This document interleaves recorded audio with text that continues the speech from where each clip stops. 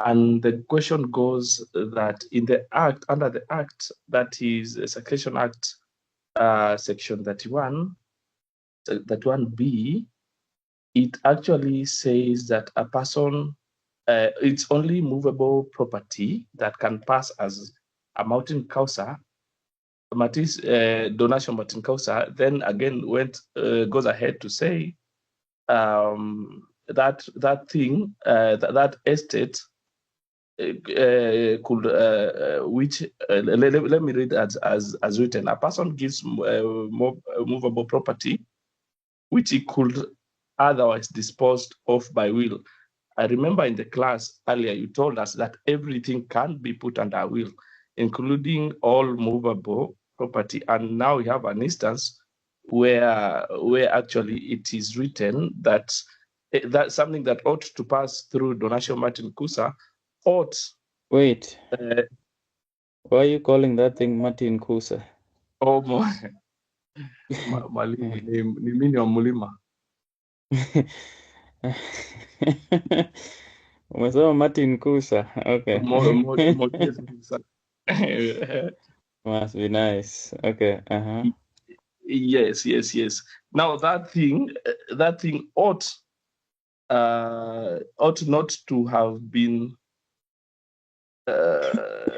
clearly. It just talks about movable property, and it's not to have passed. Okay. I believe you've gotten my question. So what I would say is this. When it comes to donatio, there's a lot of confusion in terms of donatio and what falls under donatio. But the law is very clear that if you're giving donatio, it must be something that is movable property that would ordinarily be in a will. So that means the meaning of what will be what you're giving being ordinarily in a will is that it should not be something that is exempted from being in a will. For instance, if it is a movable property, it should not be a movable property that is under joint ownership. It should not be a movable property that is under nomination. Okay, that is what it means. So it must be something that you could ordinarily give in a will, but it must be movable property. Are you together? Yes. All right, guys, let's start. So we have discussed the question of validity of wills yesterday. Okay, now you can be very sure as death that you get a question on validity of wills, which is a constant question on question one. You always find question one talking about validity of wills. That has been consistent for decades and decades, unless they want to change that tonight or tomorrow morning. So questions on validity of wills, you have no other excuse but to go through validity of wills, understand what validity of wills is, how to prepare a valid will, and so on and so forth. Guys, are we together up to that point? So you will not miss a question on validity of wills. So when we talk about validity of wills, like I've said before, when we talk about validity of wills, just like I've already explained before, what are you looking at? You're looking at majorly three things, or generally, actually three things. Okay. The first one is the question of capacity. Guys, this is very important. When you discuss the question of validity of wills, you must first start from capacity. So what is this thing we're calling capacity, and how important is the question of capacity in this context? Okay. So capacity, you're talking about the mental capacity. That is Bank versus Goodfellow. You are talking about age. You also talk about the question to do with the exceptions of the two. Remember, I said there's the gender rule in terms of age, where we are saying that a child cannot make a will, but they can make a will on the provision that they will re-execute the will upon turning the age of 18. That is number one. Number two, if it is a question of mental status or the mental capacity of the deceased person, we are saying a person that is not mentally stable cannot make a will. However, remember, the exception is they can make a will provided that they are under the lucid moments. Are you guys together?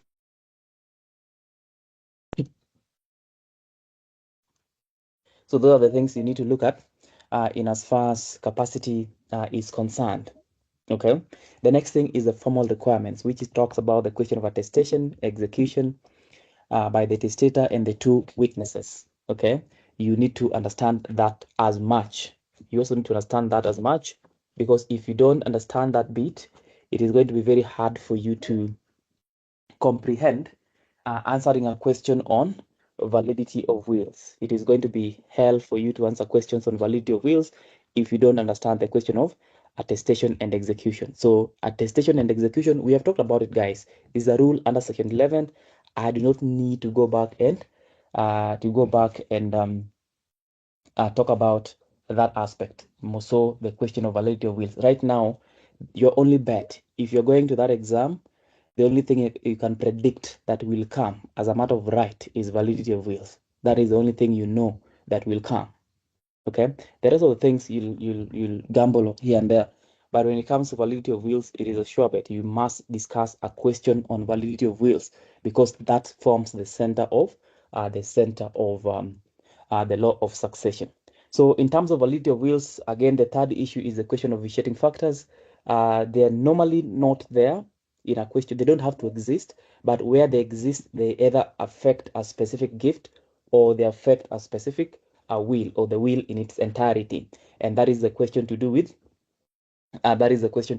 mistake, knowledge and approval, suspicious circumstances, fraud, coercion, and undue influence, such things. Those are vitiating factors, uncertainty, and so on. Now, that is the only thing you need to be talking about when you're dealing with the question of validity of wills. Guys, are we together up to that point?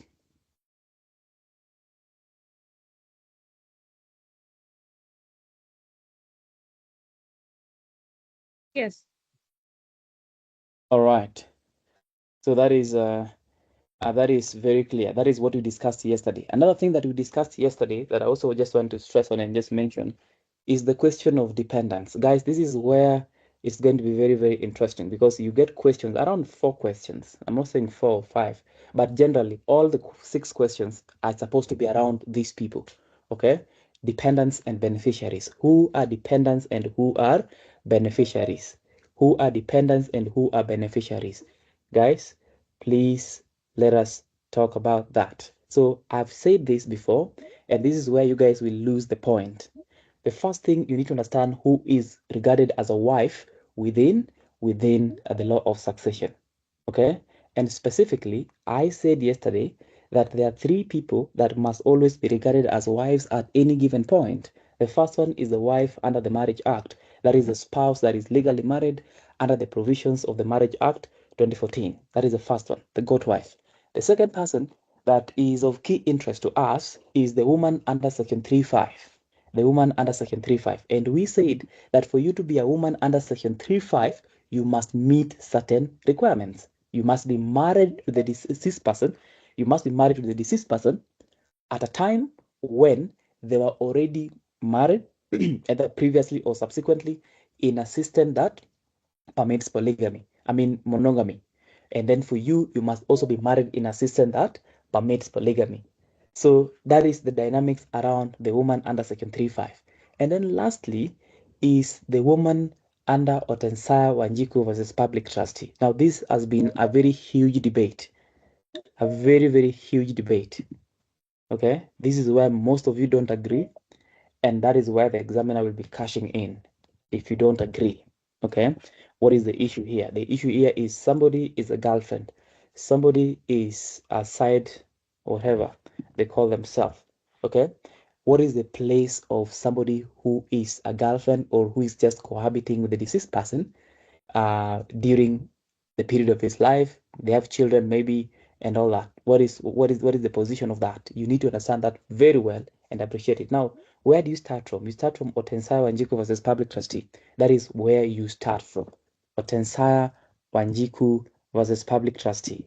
That is the first case where the court discussed and dispensed with the question of presumption of marriage. Okay. Now, in that specific case, what did the court say? The court said that so long as you have been having long cohabitation, you have children together, you have investment together, there's a public perception that you are married, then in that respect, we will consider you, we'll presume the existence of that marriage.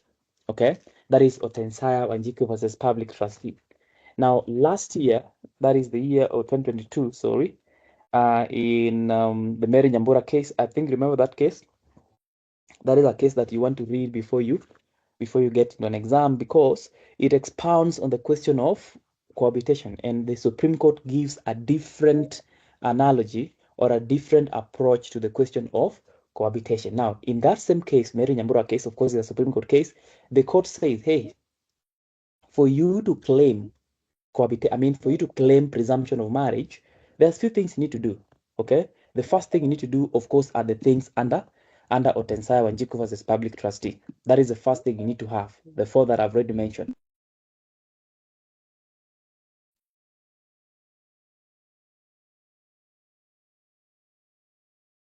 Sorry. The next thing that you need to have are the factors that are listed by the Supreme Court, including the capacity to get married, Number two, you need to have the intention to get married.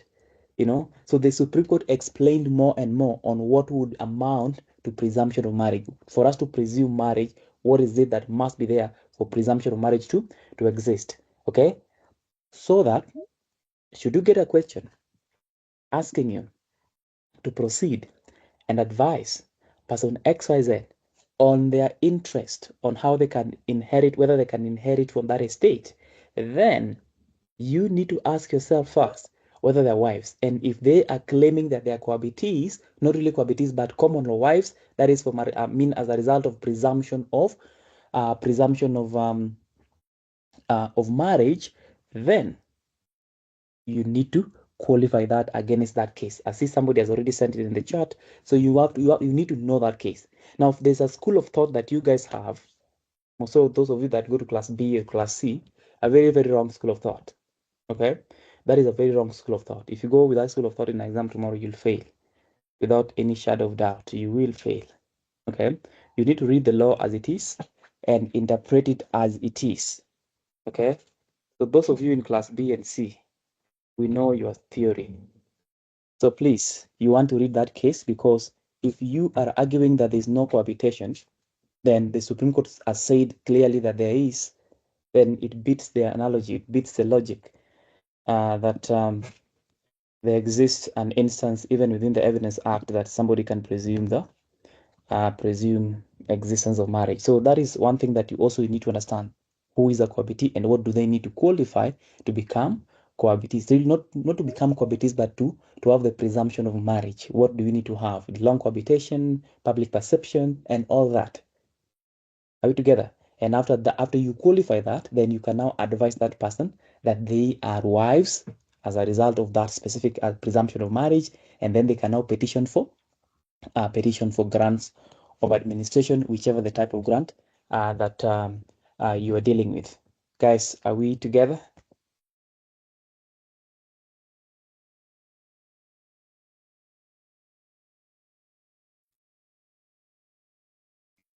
Yes, we are.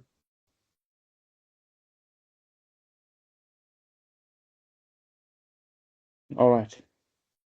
So that is clear. So read that case. I'm not going to read that case for you. I will not take any question on that case. None at all. None at all. So please, let's go to the next thing that I want us to discuss, which is a question to do with intestacy. But before we get to intestacy, I also need you to understand, once you understand that, guys, there are usually two things you need to understand when it comes to probate. There are two things you need to understand. The first one, generally, the question of wills, validity of wills, that is basic. Number two is the procedure of getting a grant. The procedure of getting a grant. You need to understand that process, guys. I'm going to talk about it later, but for now, let us run through the question of intestacy. Let us go through intestacy very quickly because there are a few things I want us to understand about intestacy. And of course, guys, sorry, I'm forgetting something. In terms of the rights of in terms of the rights, all the factors must be there, or at least actually all of them must be there. Okay, so please make sure that you have all of them in that case. So read that case to understand. Read that case to understand. All right, so let us move forward and talk about something else, which is the question of, oh, I was forgetting something. When it comes to dependence, I've mentioned the wife. Now we have children. Who is a child? That is also very, very clear. There's nothing to talk about when it comes to children. But also a dynamic that you need to understand is the category of children. Not really category, but sometimes if you read the case of Rono versus Rono, I think that should be the case, Rono versus Rono, the rights of the female children have been expounded in that case. Okay? The privileges and the rights, not really a privilege, but the rights of female children. Okay. Now, this stems from an instance where previously, even in some societies, female children are not supposed to inherit to certain degrees. Okay. What does the law of succession say about the right of a female child? Okay. Are female children treated the same way as male children? Okay. If your answer is yes, then what is the provision about that? Okay, what is the provision? Of course, starting from Article 27, the freedom or the right to non-discrimination. You go to Section 38, 38 of the Law of Succession Act, in the instance where the deceased person has left behind children and no spouse, and the Act provides that everything shall be devolving to that child or children equally, regardless of their gender, as well as you look at the definition of the term child within the Act and whether it gives any emphasis to gender. So you have to have that perspective when you're going to address questions to do with children, because you might get a question telling you that this person died, is having female beneficiaries, or left behind daughters. Maybe the society is now saying the daughters are not supposed, whatever that is. Okay, you might need to also understand that. And then, of course, children that were taken in by the deceased person, also you have to understand that. So let's go through the law of intestacy and make it very quick. So in terms of intestacy, you just need to understand first what intestacy is. Excuse me. You're not excused. Mute your microphone, please. Questions are not taken now. Okay. Questions are not taken right now. Let me just a clarification, kindly. What is it something that requires my answer? If it requires my answer, that is a question I don't want to take now. Okay. Yes, because I know you guys, if I open the floor right now, you guys will say everything, and then we will not be able to get done with what I want us to talk about. So in the alternative, this is what I would suggest. If all of you agree, again, subject to your agreement, okay, we can go through what we're discussing. In the meanwhile, take note of, I usually say this in class, but you guys don't take it seriously. Take note of your questions, maybe in a piece of paper or whatever. Note them down. Once I get to a certain point and you have a question, we can answer all those questions or at the very end of it, so that we move with speed, so that we don't overstay here. Is that workable with everyone? Yes, let's take the question after the class. Thank you very much, Kamiri John. Sawa. So let's talk about intestacy. So guys, probate is just a storybook. That's what you need to understand. Probate is just a process captured in a story. Okay. So when it comes to the rules of intestacy, the first thing you need to understand is, what is intestacy? What are the instances of intestacy? Okay. What are the instances that would give rise to intestacy? So the first one, of course, is that the deceased person has died wholly intestate. There's no will at all. The second one is that there's partial intestacy and partial testacy.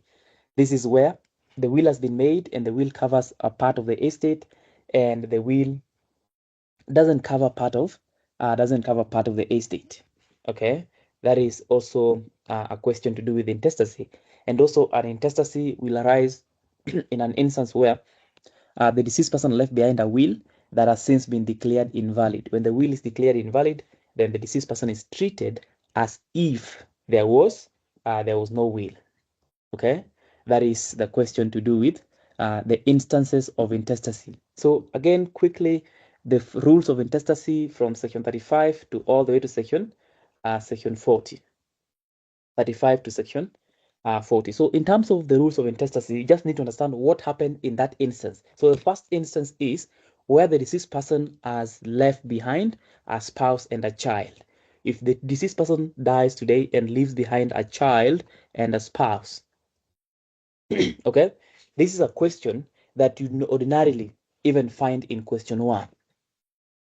Okay, because question 1 normally tends to ask a lot of everything, a little bit of everything in everything. Okay, everything in everything. What is the meaning of everything in everything? So question 1 is very wide, and that is where most of you will be losing marks. Losing marks not in terms of writing the wrong things, but spending a lot of time in question 1. 1 hour in question 1, you move. If you spend more than 1 hour in question 1, you shall receive this paper without a doubt. Okay, don't spend more than 1 hour in question 1 because there's no time. Those questions are too long. Okay, you can't spend more than 1 hour in one question. So please manage the time very well. So in terms of this question, you'll be given an instance. The good thing is that these questions are not direct. You'll just be told that this person died and he was succeeded by the wife or the spouse and 2 children or 3 children or whichever. Now, from that instance, you're supposed to advise them on how the estate will devolve. Now, the rules of intestacy are very clear that where the deceased person has left behind a spouse and a child or children, then, number 1, the personal and household effects will go to the spouse. Absolutely. The personal and household effects will go to the spouse. Absolutely. That is very, very important. Now, sometimes you need to understand what is the personal and household effects. Okay? Remember, guys, what you're getting as the spouse of the deceased person, okay, is the personal and household effects. Absolutely. That is the only thing you're going to get. Absolutely. Absolutely means these are yours. Now, within the Act, personal and household effects are defined under section 3. You know, it includes everything within the house and the personal effects, excluding the car. Okay, so everything within the house will form part of the personal and household effects, excluding the car. Okay, so if your husband dies, then you will inherit every personal effect that they had, including everything that is in that house. Are you together? That is a personal and household effects. Okay, and of course that is where you get the things like the shirts, the clothes, you know. Yeah, there's a saying normally that malipo ni hapa hapa duniani. You've heard that word? Yeah, some of you, I'm not saying all of you, some of you are fond of buying their partners very, very unreasonable things on their birthdays. Socks, boxers. Those things are personal and household effects. Akikufa, wewe ndio utabaki nazo, utazivaa mpaka uchoke. Umesikia?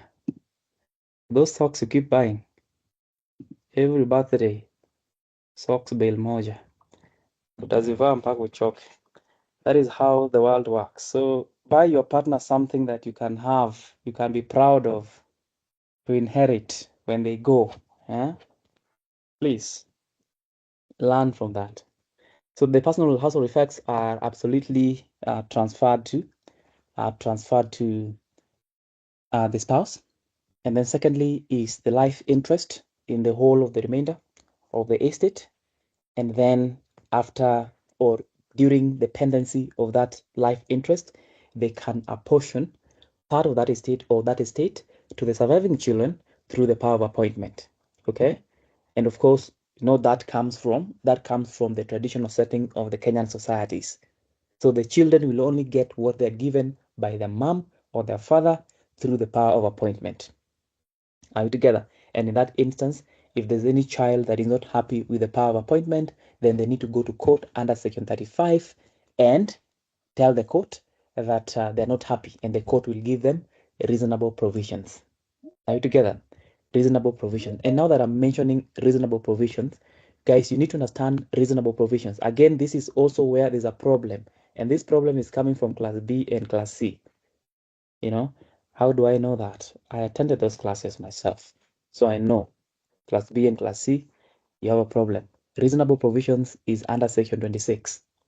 Okay, it is one question that never misses. So you need to be very keen in terms of reasonable provisions, because you'll be told James is left out of the will. Okay, James is left out of the will, or Kamiri John has been left out of his father's will. Maybe Kamiri John is a bad person. Okay, so his father doesn't like him. He's been left out of the will. They've come to your office. Kamiri John is claiming and complaining that he wants to be given something in their father's estate. Now, what is supposed to happen to them? What do you advise them? And we talked about this in the last class, and I said, in terms of reasonable provisions, there are things that must be done. Okay? Number one, you need to ask them whether they're dependents. Yes. If they are children of the deceased person or spouses of the deceased person, then they are dependents. Okay? Number one. Number two, you ask them whether the grant has been confirmed. Because if the grant has been confirmed, there is no reasonable provision. But if the grant has not been confirmed, then you go to the question of how, which is under Section 26. What is 26 saying? That any person that feels that whatever they've been given is not adequate, okay, they should make an application. They should make an application. So most of you normally know that you make an application under Section 26. But the big question in the room is, do you know how to draft that application? Okay? Because for a long time, if you look at even the previous settings, you'll be told, advise person XYZ on the procedure of getting the grant. And then what is the advice? Proceed and prepare the petition for grant, and then lodge the petition for grant and attach these documents. And then from 2021, the dynamics change. Okay? In 2021 now, the examiner is now asking, draft that petition. Okay? Draft the petition. Are we together? Now, the same thing. In most of the times these questions have been set in terms of reasonable provisions, the examiner will be telling you, advise person XYZ on what to do. Okay? And most of the times you've been answering by saying, file an application under Section 26 and you ask for reasonable provisions. The question is, what if the examiner was to tell you to draft that application yourself? Would you be able to draft that application? Very, very important. Okay. Now let's go back to the second one. So the second one is where the deceased person has left behind just a spouse. There is no child. So in that instance, the spouse will be entitled again to their personal and household effects, the personal and household effects of the deceased person, absolutely. Number two, the spouse will be entitled to 20% of the estate, absolutely as well. And then number three, the spouse will be entitled to a life interest in the whole of the remainder, a life interest in the whole of the remainder. Now, it is important for you to understand that that life interest doesn't terminate upon remarriage. Okay, upon remarriage. Why is that the case?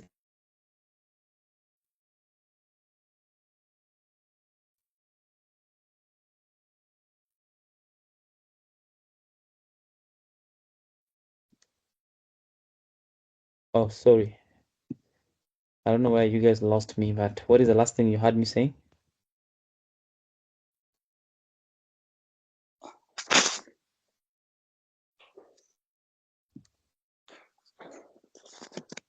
Have you heard everything I've said? I'm assuming you have. Interest does not terminate upon remarriage. Okay, yeah. So that interest does not terminate upon remarriage, and the reason why it doesn't terminate is because the High Court declared it unconstitutional for the reasons that I've already explained. Okay. Now the next one is where the deceased person leaves behind just a child, and no spouse. In that instance, you proceed and divide everything to the child or the children absolutely. The child or the children absolutely. So sorry, I mean equally. Sorry.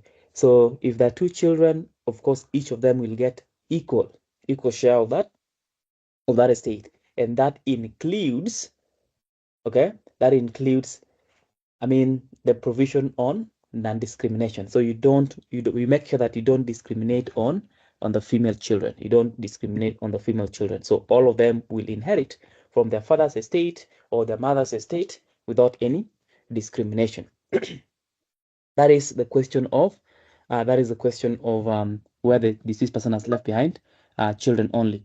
The next one is where the deceased person has left behind no spouse and no child. Again, this specific provision, we are talking about section 39, where everything shall go to the deceased person's father and mother, and where they're not there, the sisters and brothers. Where they're not there, half sisters and half brothers. Okay, so that is the rule. That is the rule when it comes to instances where the deceased person left behind no spouse and no child. Okay, now of interest again is the question of polygamy. The question of polygamy. So when it comes to polygamy, guys, when it comes to polygamy, what are we saying? When it comes to polygamy, what are we saying? Very simple things. Now, first, you need to understand the beneficiaries in polygamy. Okay, when somebody is polygamous, potentially polygamous, okay, then what is the rule when it comes to the distribution of the estate? You need to, this is like the exception to the rules that we've talked about. So it is a special case. So you need to understand it because it is strange in its own nature. So when it is polygamy, then what are you supposed to? What are you supposed to do? What are you supposed to do?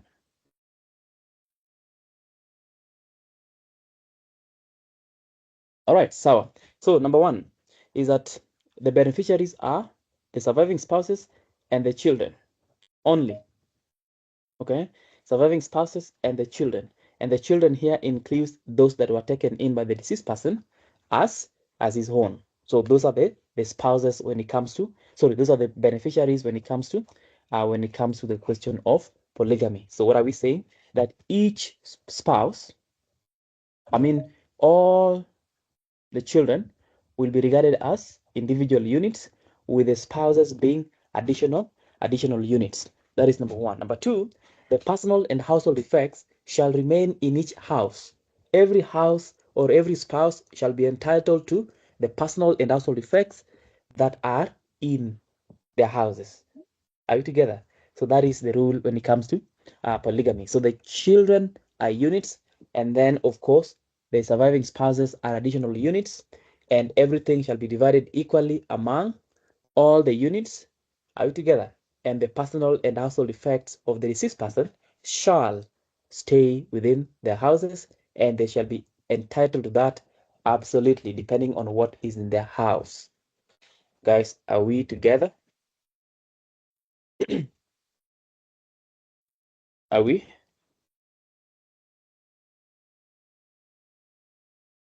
Yes, we are. Please repeat that point. Which point? Repeat the polygamy aspect. Explain it for me, what you've understood. Let's start with you, and then we can see where you're losing us. What is the rule on polygamy?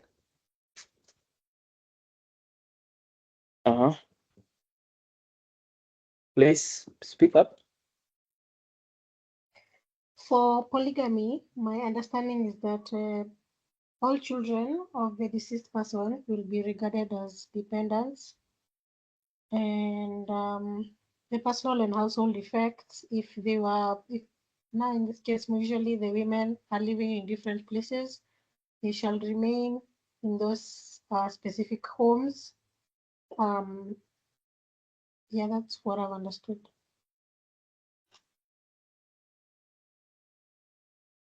So are you answered, or what is your question? What is your specific question so that we can address it? I thought there's more to it, but if that's all, then we're on the same page.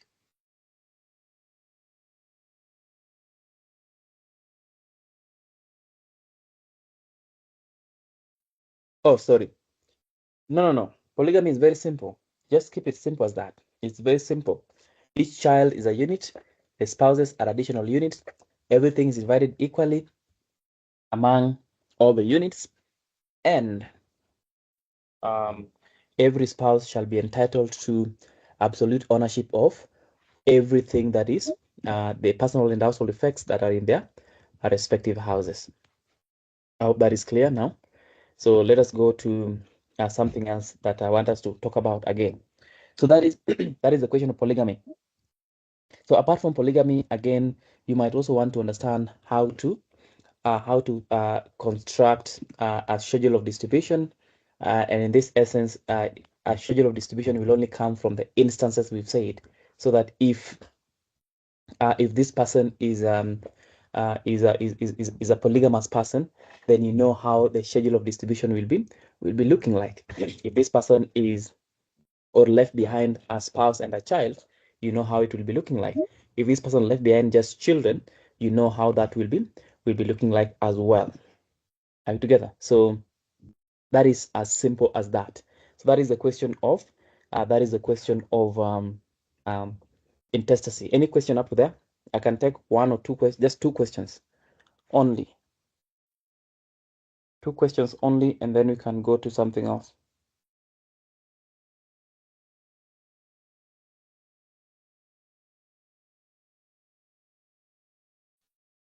Apollo? Thank you for the chance. My question is on other people in the family. So say there are adopted children, how are they what are they receiving from the state, or is it just is it just for the spouse and the children? But you say it, adopted children are children. Are they not? You just call them children.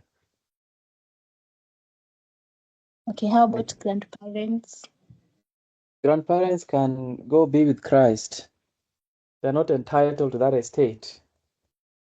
Are you together? Your grandparents are not entitled to your estate. They can go be with the Lord. Okay? They are only regarded as beneficiaries under Section 39 when, remember, when the children are there. Remember, Apollo, we are starting from Section 35. What are we saying? 35, what is it saying? Number one, okay? Number one, you leave behind a spouse and a child. Everything goes to your spouse and your child. Number two, you leave behind just a spouse. Everything goes to your spouse. Okay? And then you leave behind children. Everything goes to your children. Okay? You leave behind no child, no spouse. Everything will go to your mom and your dad. If your mom and your dad are not there, everything will go to your sisters and brothers. If your sisters and brothers are not there, will go to your stepsisters and half brothers and half sisters. If they are not there, that is when we'll be moving closer to your grandparents. So they are not in priority. They will only inherit if the people that are listed in priority are not there. Tunaelewana?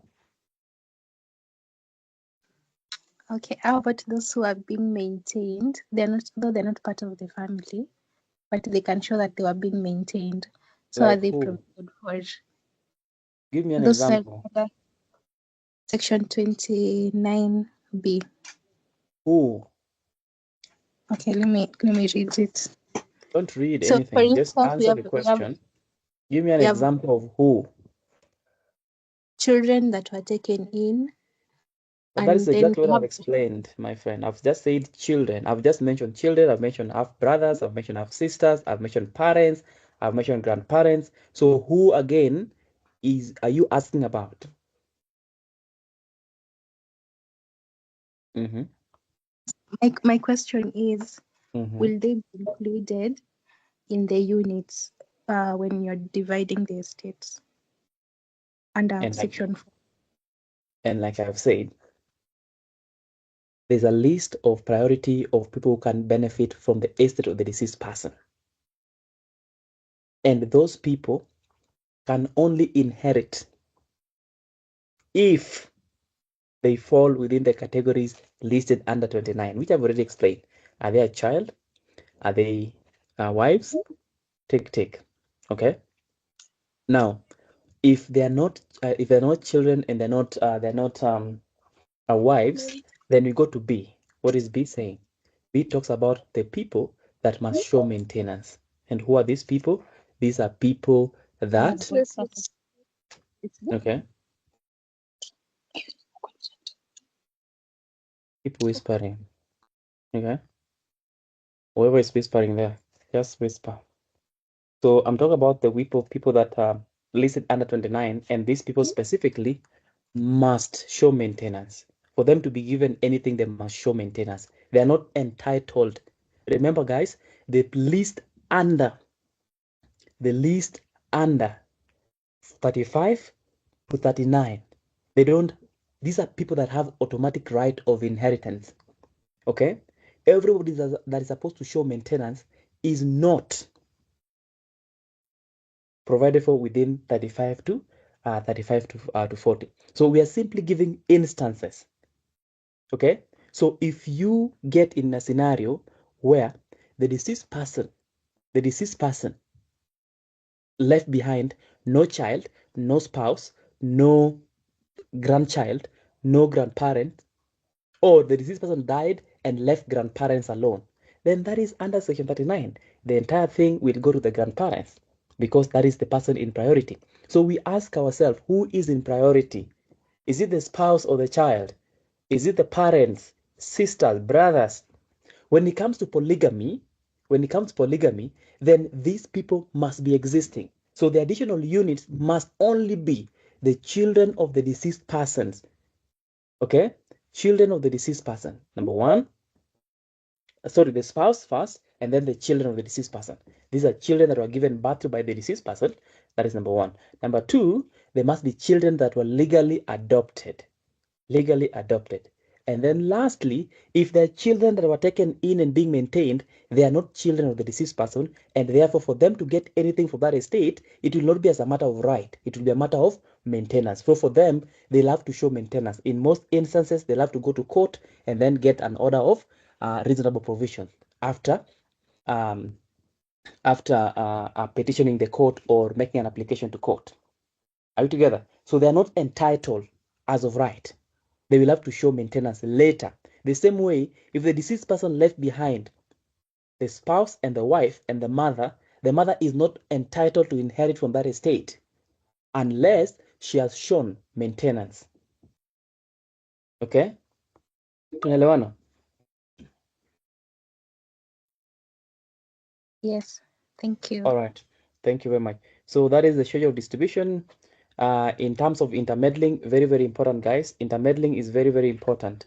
Now, intermeddling is important because you will be told, or you might be told, to discuss the questions to do with the grant article, legenda bona.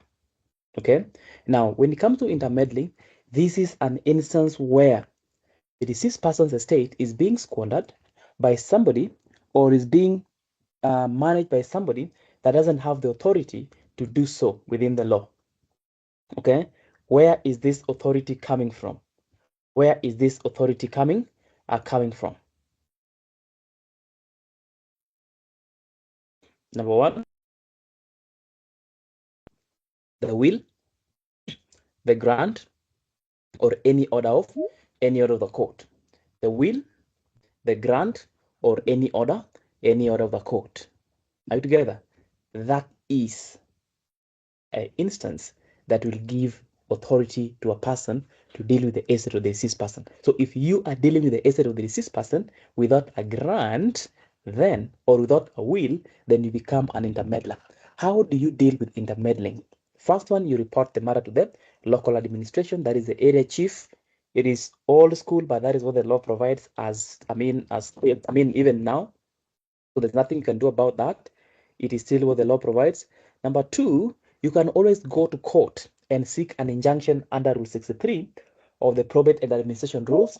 You can make an application for injunction, asking the court to issue an order restraining the intermeddler from intermeddling with the estate of the deceased person. And then thirdly is questions to do with ad colligenda bona. Now let's talk about the limited grant ad colligenda in this context, of course.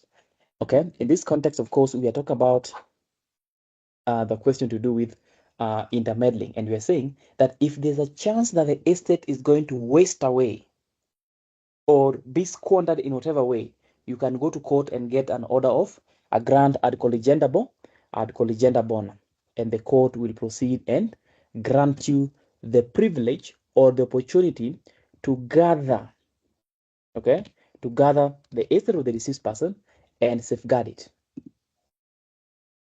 I don't know whether you understand exactly what I am saying.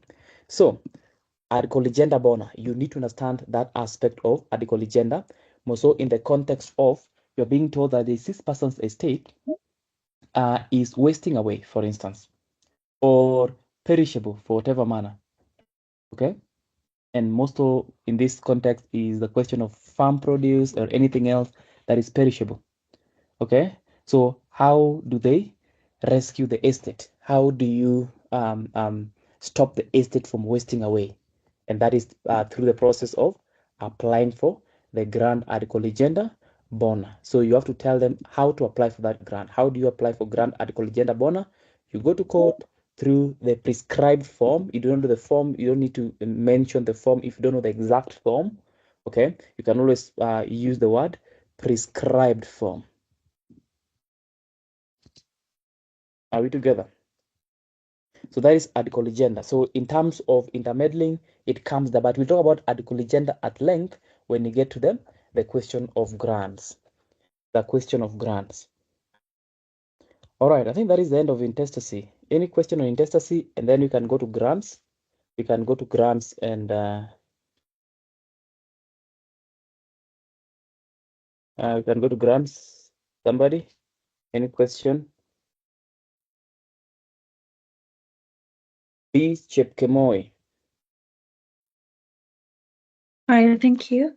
So I have a question regarding, well, what we've just been able to discuss from section 35 all the way to 40. And I just wanted to find out this net intestate. We are saying that depending on the various sections, we're saying that, okay, for instance, let's talk about section 35.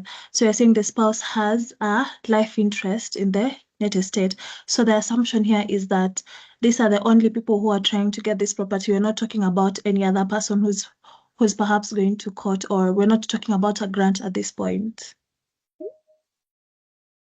I'm not getting your question. So I'm just wondering, like so when do these other people come into question? Supposing there is a brother who wants to prove maintenance, yeah? So then they will get which property? They will get property from the life interest. Yeah, if you go to court and get another reasonable provision, you'll get that from the life. The net estate that is under life interest. So Okay. the the wife or the spouse will have a life interest in all of the remainder.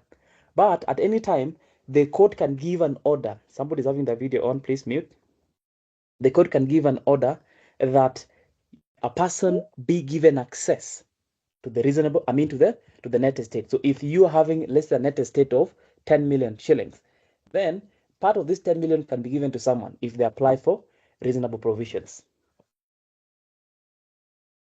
Okay. All right. Eve?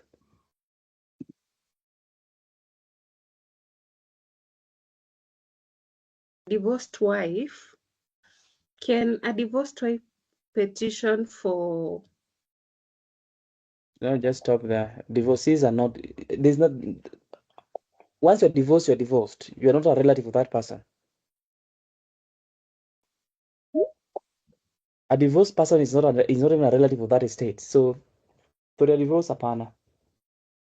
Somebody mute your video. Wanjiru Gikonyo, please zima video.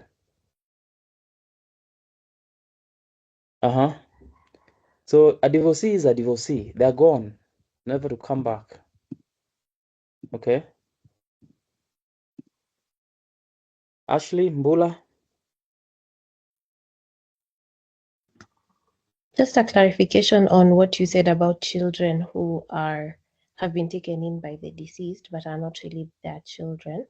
In section, I think this is section 3.2.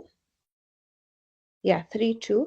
It states that children should, for the purposes of this act, children shall include a child, all of that, and in relation to a male person, any child whom he has expressly recognized or for whom he has voluntarily assumed permanent responsibility. So does this mean that children for whom he has assumed permanent responsibility are dependents under just as children? Because I think what you said was the contrary, that they have to apply to court as beneficiaries. So I'd like clarification. Where did you hear that? Where did you hear me say that they have to apply to court?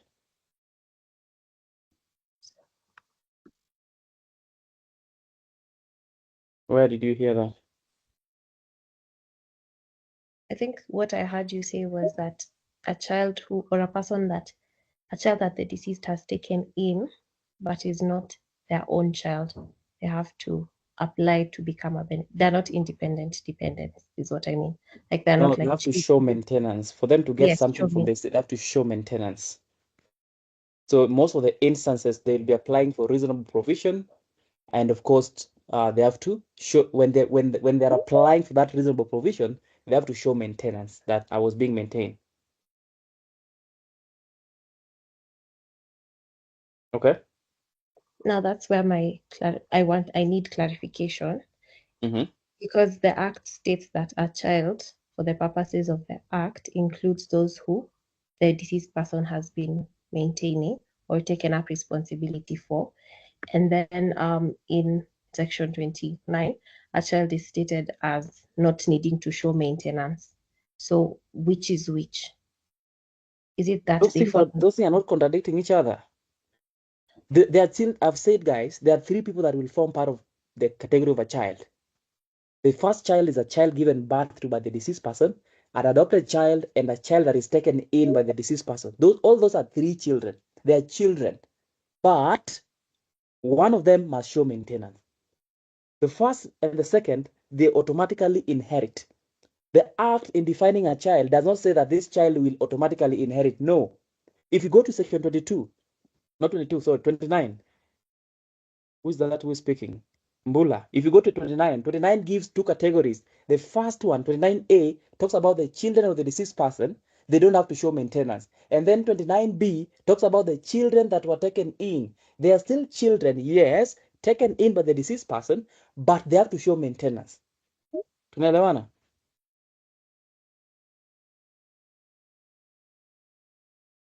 Yes, thank you. All right. Lastly, Omwenga. Not Omwenga. Let's have Apollo, Omwenga, and then Apollo. Those are the two questions I'm taking, and then we go and talk about the grants now. Thank you, Mwalimu. I wanted to know whether there is a difference between grant decolligenda and grant bona defact. Bona what? Defact. Bona defact. No, there's no grant like that. Bona defuncti. So it's the same grants. Grant adcolligenda bona. Adcolligenda bona. Defuncti. It's not. They're not two grants. Just one same grant. Are we together? Thank you. Yes. You're welcome.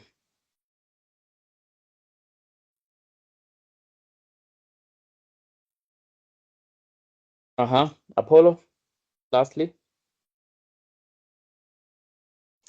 So I'm seeking clarity on section 36. You've said that the life interest that the spouse will gain will not determine upon her remarriage. So that also, I would presume that it applies to section 35 that has the same provision. So can we say that the Law of Succession Act needs to be amended, and which provision of, rather, which case law can we rely on if we have to say that because the LSA is still saying that that if she remarries, she will lose that life interest. You know very well that was amended by the High Court. So the fact that it is still there doesn't mean that it is legal. It was declared unconstitutional by the court, as well as various sections were declared unconstitutional. So find that case law and read it. So that provision of life interest was declared unconstitutional. So it will be amended finally, or it should be amended. Yes, it will be amended finally, but the age is taking time. So until then, just know what the law says, which is that the life interest will not terminate upon the death of the deceased person. I mean, upon the remarriage of the deceased person's spouse. Are we together? Yes. Is that the case of Ripples International? Ripples International is the one that amended Section 2, Section 3. Actually, should be the same case. But check it out. You know, you're asking me and you should have read it. Have you read that case? Umeisoma Yes, kweli? I think that's the one. Yes. It Good. amended Section 39 and also 35 and 36. Good. Mutinda. Last, I think I don't want to take any question now because you guys are late. Mutinda, put your hand down. Let's go to grants. And we take questions once we're done with grants. So in terms of grants, you need to understand grants. But first, the process of getting a grant. Guys, let me make it clear. You must understand the process of getting a grant. The process of succession is very important. So all the time, please make sure you understand that. So let's start from the very basic, the types of grants that we have. We have 3 types of grants. Okay, we have 3 types of grants. Okay, what is the first type of grant that we have? What is the first type of grant that we have? We have the grant of probate. Grant of probate. We have grant of letters of administration with written will annexed, and we have grants of letters of administration intestate. Are you together? Grants of letters of administration intestate. Now, these grants are the main grants you'll be applying for in any context. Are you together? So the next thing you need to understand is the process of getting this grant. What is the procedure? Number 1, if you are given a question and you are told to discuss the procedure of administering the estate, then you first need to know which type of grant are you going to be applying for. Okay? Which type of grant are you applying for? Because if you know it is a grant of probate, then you know you're going to talk about filing your petition for letters of grant of probate.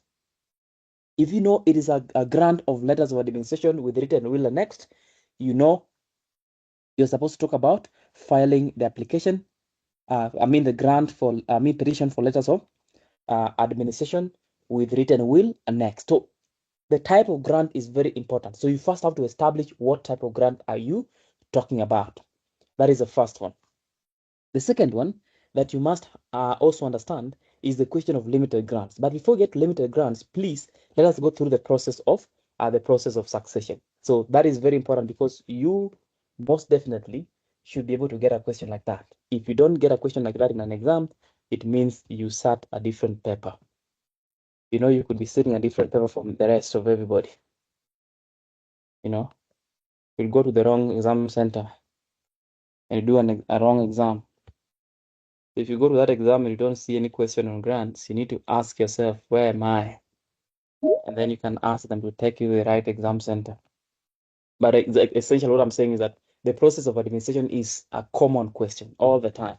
So the first one is you file an application for grant. Once you file that application, there's verification by the registrar. There is the propoundment of a will if the will is there. If the will is attached, there's a propoundment of a will. Propoundment of a will. Should there be no will, then of course the judge or the magistrate in that case will proceed and verify or approve the application. Let's say approve the application for gazettement. And then we have gazettement. If there's no objection, we have the issuance of the temporary grant. Okay, and then after that, application for confirmation, and then confirmation, and then distribution, and then reports, the reporting stage. Are we together? That is the procedure.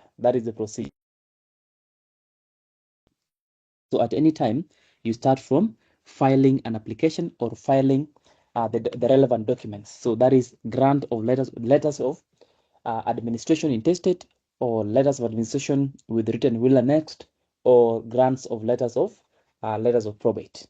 Okay, that is the first one.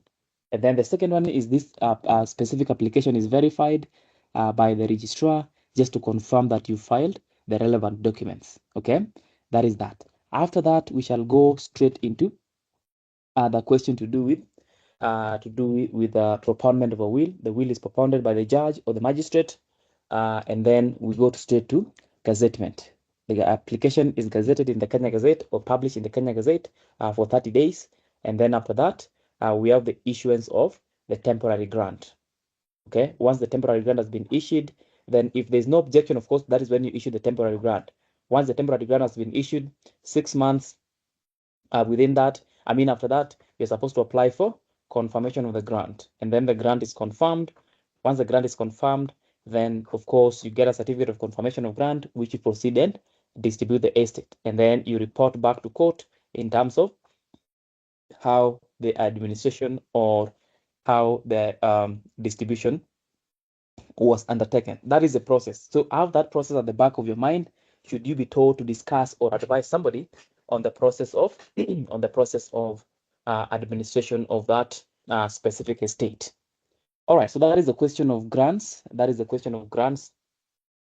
In as far as the types of grants that we have, in as far as the procedure is concerned. You need to understand that. Okay, you need to understand the process, the procedure, guys, all the time. You need to understand that process. If you forget about that, then it will not be good. The next one is limited grants. And limited grants, I want us to talk about the grant article legenda bona on all types of the limited grants that we have. So let's start with grant article legenda. Somebody unmute, tell us what grant article legenda bona is, and then give us the process of getting the grant article legenda bona, and the grounds that you need to demonstrate. Somebody unmute or put up your hand and tell us what is the grant article legenda bona, when does it come up, and what do you need to do to get it, and what are the grounds you need to show. Number one, somebody put up your hand. Grant article legenda bona. Guys, limited grants. So once you know the main grants, I've said that 3 main grants. The first one is grant of probate. This is where there's a will, and the will has appointed an executor. That is the first one. The second one is grants of letters of administration with written will annexed.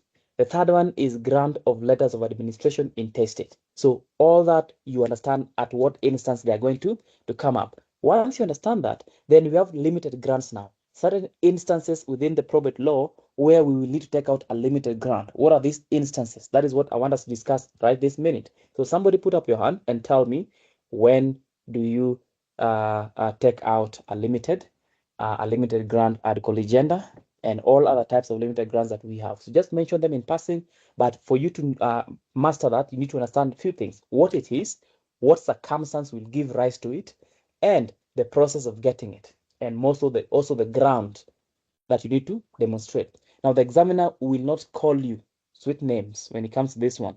The examiner will never put a billboard for you to tell you that, oh, my dear, now this question we're talking about grants and limited grants, that will never happen. Okay, you will be told that James is the deceased person. James has died. James has left behind his farm in Kitale with maize or crops on it. These crops may be let's say subject to they are perishable, they're going to waste away, or maybe stolen, whatever. Proceed and advise the spouse of James on what they need to do or what she needs to do in that circumstance. You get the point? So in that question, what is the answer? Yes, Awor.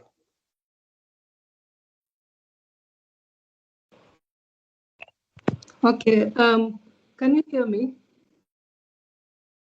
I can hear you. Okay. Grant ad colligenda bona is a grant for collecting the goods of the deceased. It is provided for under Section 67 of the Law of Succession Act. It applies where it is necessary to secure the estate assets that may be at risk pending the administration.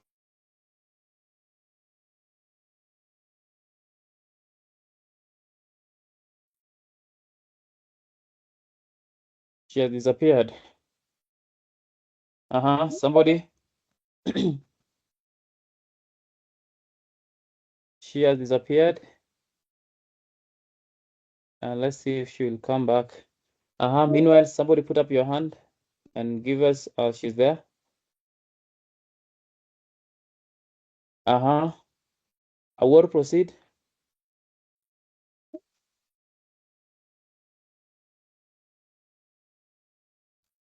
Can you hear me? Mm-hmm. I was at the point where I was saying it's provided where it is necessary to secure the assets of the deceased. And then the administrator is given powers only to collect and preserve the grant pending making of a full grant. You've not explained. You've not explained a few concepts that are very important. But anyway, somebody tell me. Kamiri John, what do you need to add then? Mm-hmm. As he has said, at Collegiate Bona, two factors are very important. That is, of course, it is for collection and preservation. In which scenario would you need? Number one, if the estate of the deceased has some properties that are perishable in nature, that they are likely to be destroyed. Or secondly, in a situation where there may be part of, say, the administrator or other people who are likely to intermeddle and interfere with the estate. At those two scenarios, you need to ask for a collegiate bona so that you can be able to collect and preserve. All right. What is the procedure? You guys are not giving me the procedure. The procedure is you will apply, you will petition the court to grant the. Is it a petition? Mm-hmm. And of course, you don't need to mention the form. Don't mention petition number this. Proceed. Petition to the court. You just ask the court to grant a temporary grant ad collegiate bona. In the meantime, as you wait for the confirmation of the grant, and yeah. Okay. All right. So you guys are not okay. Fine. So let's build on that. So guys, that is grant ad collegiate bona. This grant comes in an instance where the deceased person's estate is perishable or is composed of perishable goods or perishable property or plants or crops, whatever that is part of that estate, or the estate is at the risk of being wasted away, okay, being squandered away, or if they're not collected, they will waste away. If they're not collected, they will waste away. Are we together? So that is exactly what I'm talking about. That is exactly what I'm talking about. So that is the grant ad collegiate. So how do you approach the court? Of course, you approach the court through the prescribed form. The prescribed form in this case is should be Form 85, but you don't need to mention the exact form. Just indicate you go to court with the petition the court in the prescribed form together with the affidavit. So don't have to mention affidavit number 19 and Form 85. You don't have to do that.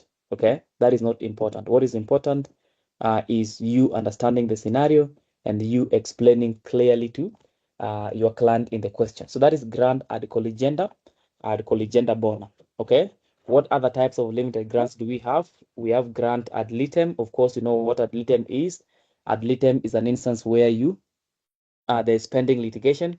Ad litem is where there's pending litigation. Not really pending litigation. That is pendente lite, but ad litem is whereby you want to sue on behalf of the estate of the deceased person, or you want to defend a suit on behalf of the estate of the deceased person. Okay, and that instance you go for the grant ad litem. Okay, and then you have an instance of pending litigation, that is the grant pendente lite. And then of course we have the boni non-administratis. You know those grants, guys. I don't want to spend more time there, but make sure you understand the specifics of each and every limited grant and the circumstances giving rise to those grants. Are we together? So that is important. That is important for you to understand. So please make sure you live up to that requirement. Now, after that, let's go to the question to do with who can be given a grant. Of course, this is something we've discussed before. I don't want us to get so much into it.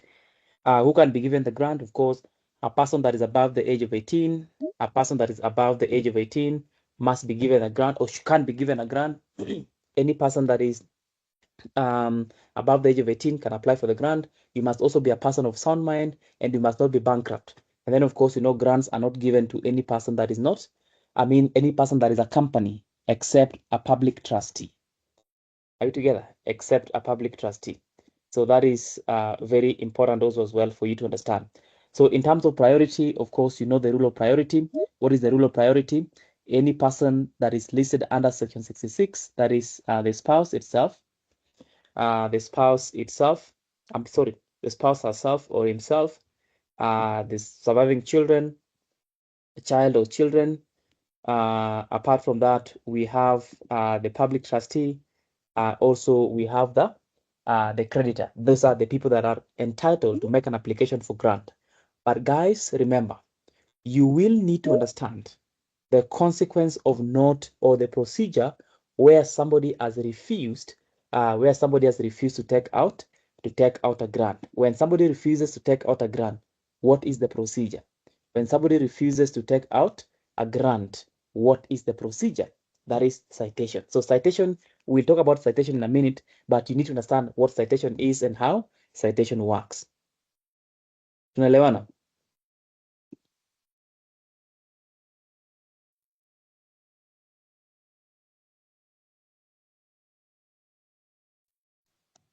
Yes. All right.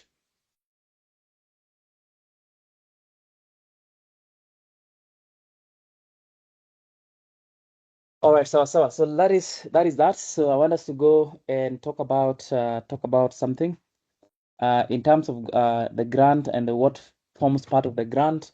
Of course, that is Section 7. The details of the deceased person, the domicile, the list of beneficiaries, your relationship with the deceased person, the list of assets, and all that. That will form part of the the date of death. That will form part of the estate. Form part of the application for grant.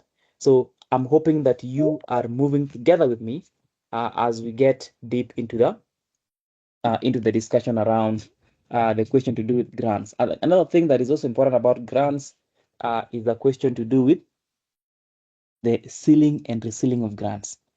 Now, for this specific provision, I want us to go and let me try if I can project my screen.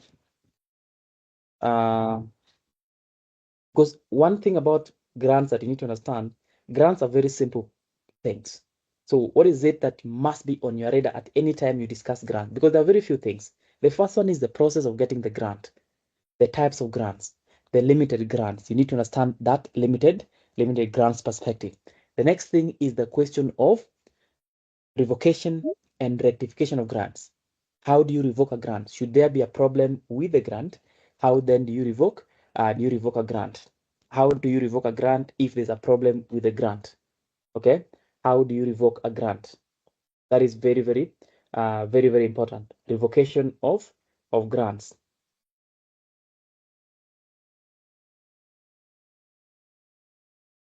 So give me a second.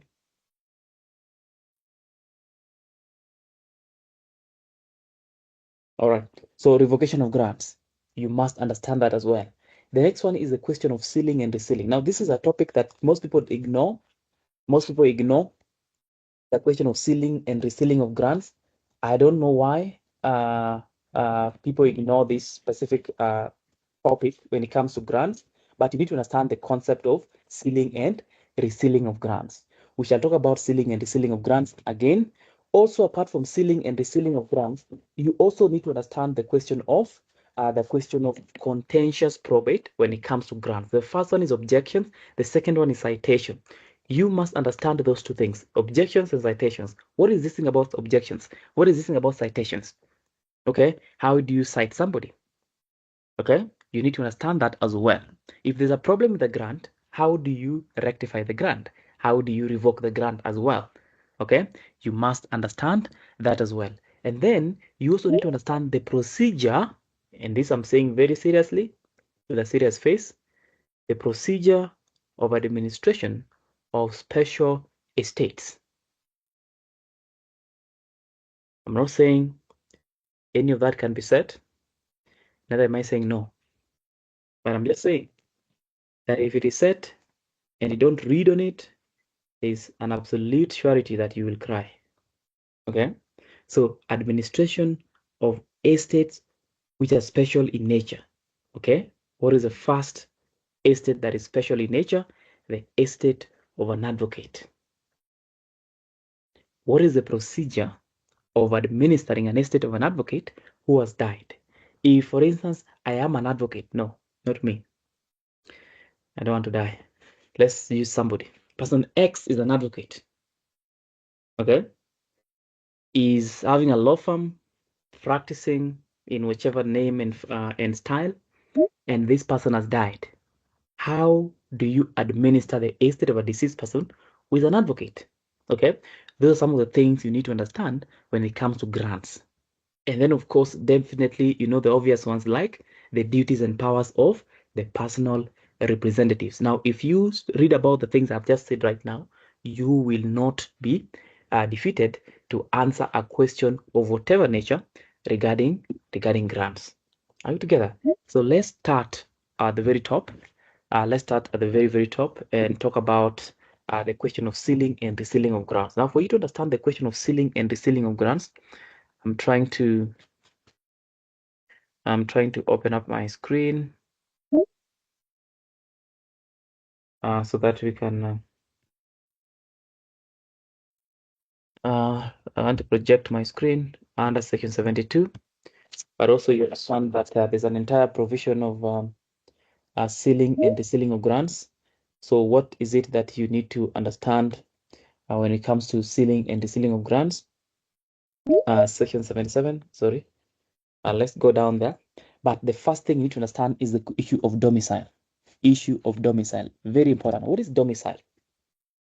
Okay, guys, we are nearing the end of this discussion, so don't worry. Like I told you, probate is very simple. It has only a few things. The first thing is tested succession, which we have talked about. Okay, intestacy, we have talked about. Grants, we are finishing now. That is all you need to understand. That is all that you need to understand. If you understand that, you are good to go. You are good to go. Okay. All right, sawa. So let us talk about selling and reselling of grants, and we start from the question of domicile. Now, if you take out a grant in a foreign country and you want to use that grant in Kenya to access the property in Kenya, you have to reseal that grant. Okay? You have to apply to the High Court and have that grant resealed. That is the sealing and resealing of grants. Sealing and resealing of grants under Section 77 of the law of Succession Act. So let me just put up my screen. The reason why I'm projecting this specific provision is because I know that most of you have not even read it. You know, some of you don't read these selling things.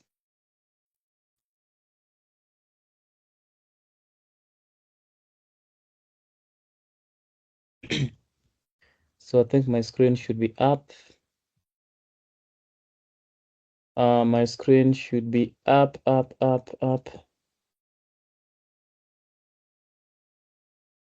All right, so my screen should be up there. So I want somebody to read for us section 77. And also as you read 77, I will inform you again, sorry, that we have an entire regulation on sealing and resealing of grants that also is important for you. So if you want to get more knowledge in terms of sealing and resealing of grants, so somebody read for us section 77.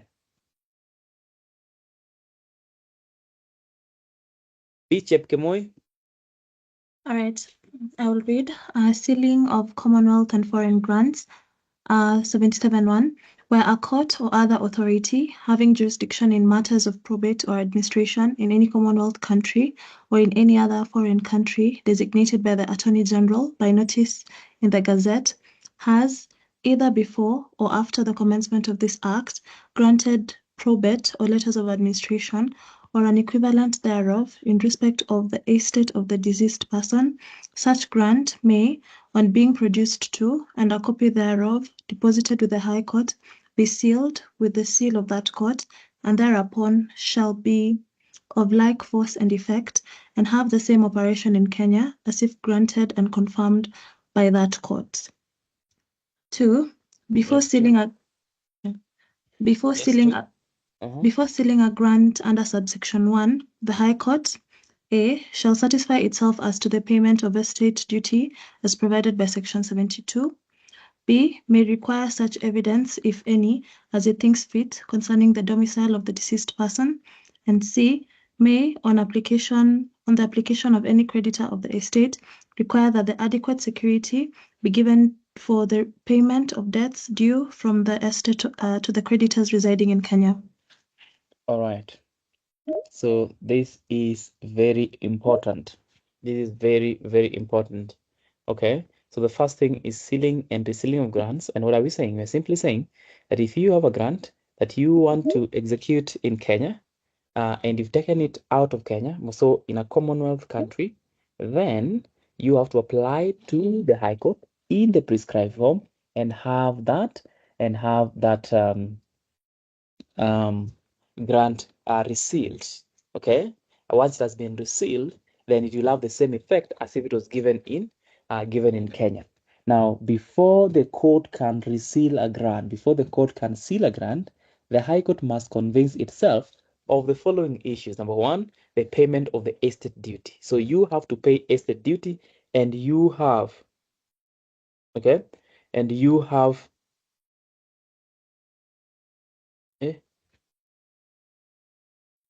all right. So you have to pay the estate duty, and then the second one is that you must also provide evidence of domicile. Domicile is where you are ordinarily residing. So if you are a Kenyan and you ordinarily stay in Nairobi, then you are domiciled in Nairobi. If you are ordinarily staying in South Africa and working there, then of course you are domiciled. So where you domicile that has nothing to do with citizenship. So you are a citizen of Kenya, but you could be domiciled somewhere in Dubai, for instance. So there must be evidence of domicile. And then thirdly is if there's a question of if we have any creditors, okay, there must be security for payment of debts. Okay, so if there's any creditor that you have, okay, if there's any creditor that is if the estate has a creditor, then the person that is applying for the resealing of the grant must put in security for the repayment of such debts. Okay, so that is the question of sealing and resealing of grants, what the court will consider when or before sealing and resealing a grant. So you need to understand the procedure of sealing that grant and what the court considers in sealing and resealing of that grant as well. So please go again to your subsidiary legislations, download the resealing rules and guidelines, and then you can find additional points there as well. So that is the question to do with sealing and resealing of grants. We're done with that. So while we're still on this document, I want us to move down because we've talked about making an application for grants, but there's no problem about that. We've talked about making an application for grant. Okay, we understand how to make an application for grant. We understand how to deal with grants once you given the grant, both the normal grants and the limited grants. Now, the question to do with confirmation of grants. Okay, I want us to get to confirmation of grants, and then we go to the question to do with rectification and revocation, because these are now what we call, these are the things we are calling now the contentious probate procedures. So confirmation of grant is very specific, that after the expiration of a period of 60 days or any such shorter period as the court may direct under subsection 3, from the date of any grant of representation, the holder of that grant shall apply to the court for confirmation of the grant in order to empower the distribution of any capital assets. So grant must always be confirmed. Okay. Now, if the court is satisfied that the grant was rightfully made to the applicant, the court may confirm the grant. Okay. Number 2, if the court is not satisfied, the court will decline the confirmation of the grant. And then, of course, the court can also order that that specific, part of the estate or the property that is held by the applicant be transferred to somebody else. So if the court doesn't trust that, they will administer the estate properly. Now, there's a question to do with the priority and the question of passing over that I need to explain under section 66 and confirmation of grants, and what is the relationship between those two things. 66 talks about the question to do with the priority of who can make an application for grants. Okay, 66 also give birth to what we are calling citation.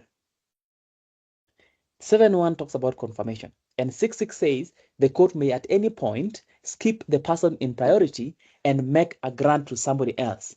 Okay, it means you as the applicant, there are instances where the court will not confirm the grant in your name.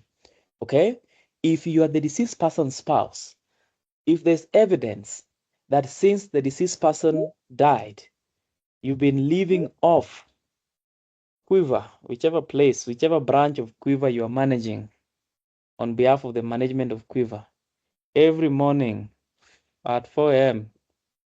or at 5, but the one leaving, you come in early and you leave late, the court will not give you the grant, my friend.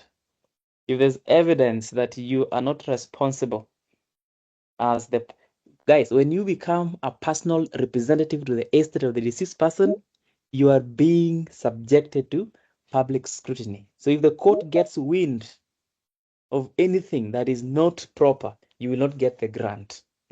Are we together? So that is passing over. So that means that if we're supposed to give the spouse, we skip the spouse and give to somebody else. Also, in an instance where we have the deceased person, a spouse, and the children not being able to agree on the distribution of the estate, then the question is, who then do we give the grant? And that in that case, the court may give the grant to somebody who is third, and that person could be the public trustee. Now, because I've mentioned that, I've just remembered a point that is very, very important, which is the question of consent. What is consent? Somebody explain to me consent in application for grants. I think the Holy Spirit is just talking to me right now. If you guys were sick, I would treat you with the word of the Lord. Lakini sadaka mtoi, sadaka mnatoma kidogo man, hata ya kutoa hakuna. So hata maombi haizi fika mbali sana. But anyway, tell me, how do you deal with the question of consent when it comes to the application of grants in terms of consent? Somebody just unmute and tell me, consent, how do you address the question of consent? Nyamoko Omogeni, it is very important. Question of consent. Are we talking of the consent of the other beneficiaries, the other people? Because at least a maximum of 4 people are supposed to apply. When you say at least a maximum? No, a maximum of 4 people are supposed to apply, but 1 person can apply. Now, you have to get consent from the other beneficiaries. you must have sat as a family and agreed that so and so should go and apply for those letters of administration. Okay. Am I right? I don't know. Yes. Cherono. Consent.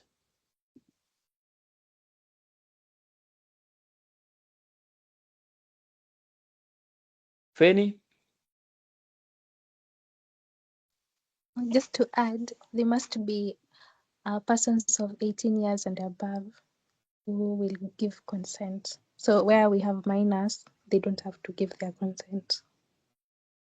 How do they give consent? So this is the assignment, guys. This is the assignment. You know, the assignment is this. I'm just saying it because I think it's very important to mention that as an assignment. That talk to me about consent. Who is supposed to give consent? How do they give consent? And what is the consequence of they're not giving consent? That is the assignment. If you don't do that assignment, you will remember exactly what I'm saying right now in an exam tomorrow. Should that question come? So consent, who gives the consent, how they give consent, and the consequence of not getting that consent. Very, very important. All right, that is just by the way. Now let us go to something else. Let us go and talk about something a little bit different in terms of grants. That is the question. Oh, where's my screen? Let me bring my screen down, up again, so that I can explain. We can go through the question of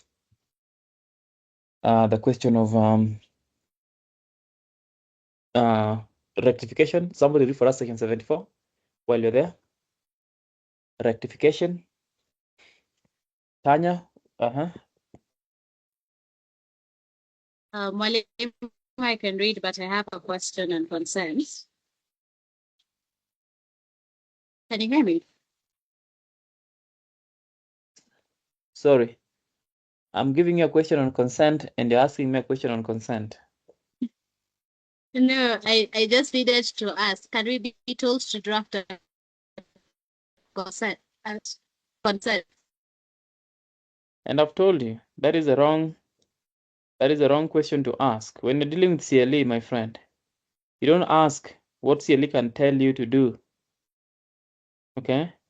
I've told you, CLE can even tell you to redraft the love letter that your great-grandfather used to conquer your great-grandmother. If at all he wrote a letter in 1881, CLE can tell you to go back and think about that letter and draft it. So what I'm saying is that anything can be drafted, including the things that have never happened in this world. So if you're asking whether CLE can do this, yes, absolutely. And you might get that question in an exam tomorrow, just the same way you're playing with it. You might get it and then you'll remember me very well for a very long time as you sit that exam. So please get the question on consent done. You might want to see the form. And the good thing with this thing is this, guys, everything that is in probate is all under the rules. So get the rules. If you are reading section 74 like this one, questions to do with alteration and rectification, then you go to section 74 and then you go to the rules and you're going to find the procedure in terms of what do you file, how does it look like, and all that and all that. Somebody read for me section 74 and then we can talk about the question of section 76. Quickly, guys, time is not on our side. I want you guys to go back and rest. 74. Errors may be rectified by court. Errors in names and descriptions, or in setting out the time and place of the deceased death, or the purpose in a limited grant, may be rectified by the court, and the grant of representation, whether before or after confirmation, may be altered and amended accordingly. Thank you very much. So errors in names, description, or setting out the time and place of deceased person's death, or the purpose in a limited grant may be rectified by the court, and the grant of representation, whether before or after confirmation, may be altered and amended accordingly. Okay, so that is the question of rectification. Now, I'm dealing with problems with the grant now. Problems with the grant. So let's go to revocation. Now, revocation is very important, guys, because we are saying at any point there's a problem with grant. you are allowed to, we're allowed to apply for revocation of that grant. Revocation of grant is under section 76, and in this instance, we're simply saying that you, at any point, you realize there's a mistake with the grant, either a mistake on substance or content, you are allowed to make an application to court and ask the court, okay, ask the court to give an order revoking the grant. So read for us the revocation of grants.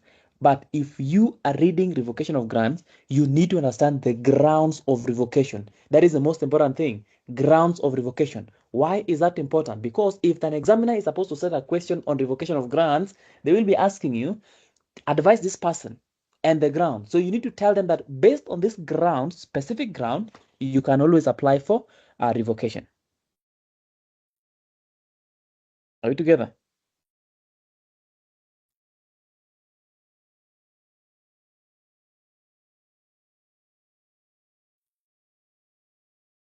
All right, sawa sawa. So somebody read.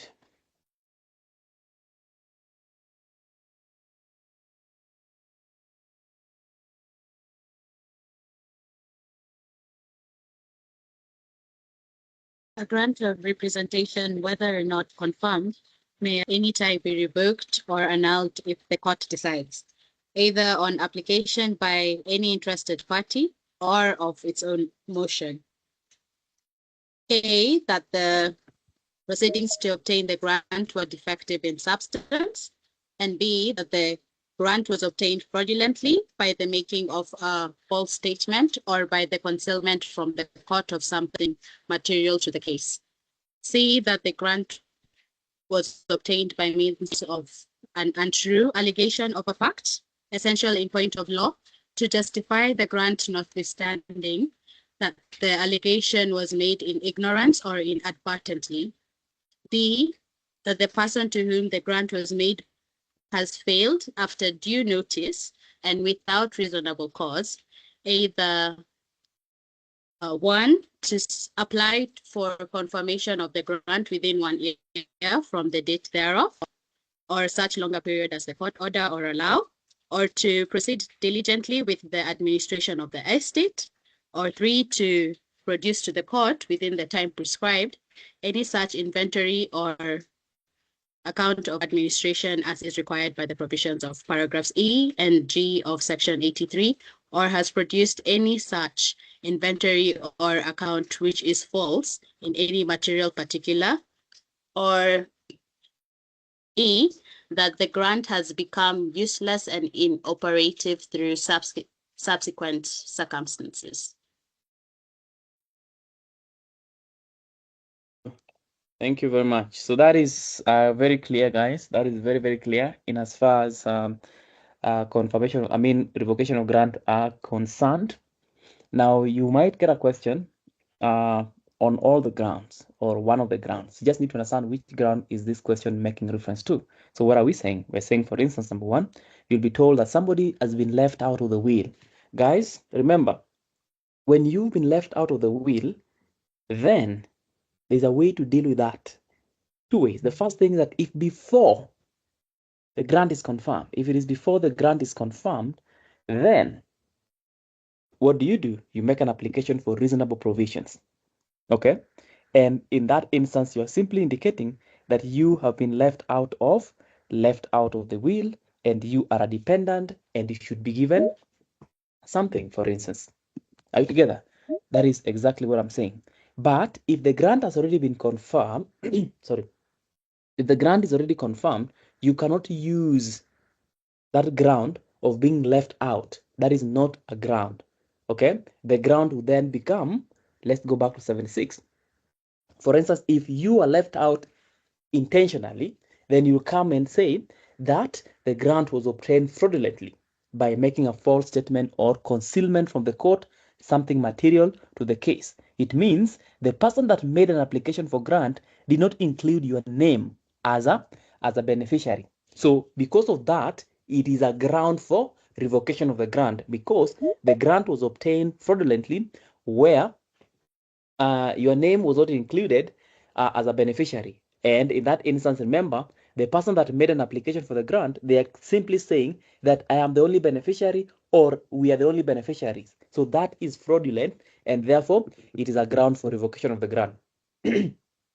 Sorry. However, when it comes to point B, we are simply saying you've been left out, but not fraudulently. Okay? There was just an untrue allegation of fact. There's a difference between false and untrue. False is fraudulent when you know very well you're lying. That is very fraudulently false. Untrue simply means you are saying something that might be true or not. You're not, for instance, if you're saying, I don't have a sister. If you know very well you have a sister and you're saying, I don't have a sister, that is false. That is fraudulent. But if you're saying, I don't have a sister because you've never met any of your sisters, then that is untrue. So either of the two scenarios will fall under B or C. So look at the question. This person was left out fraudulently or just by a mean untrue allegation of fact. That will be a ground of revocation. Guys, are we getting along? Yes, madam. Yes, we are, madam. All right. And then, of course, after that, we have the question of one person refusing to make an application for grant. So make an application for confirmation.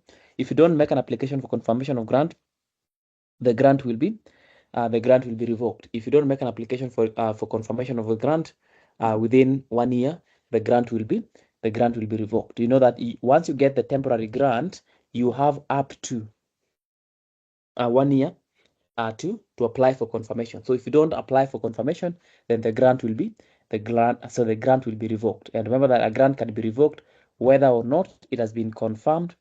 Are we together? So if it is confirmed, it can still be revoked. If it is not confirmed as well, it can still be revoked. Guys, are we together?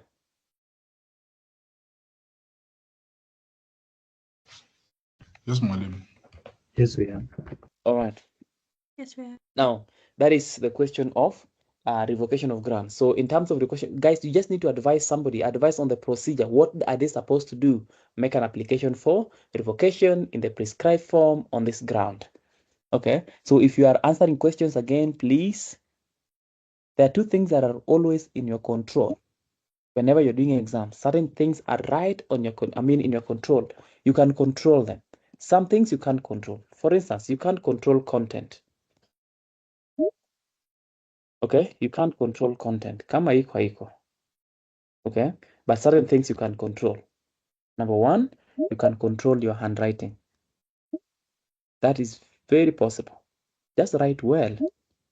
Okay, write well. So in a question where there's a lot of stories to tell, like probate, you want to write very well. Don't write like somebody who has given up in life.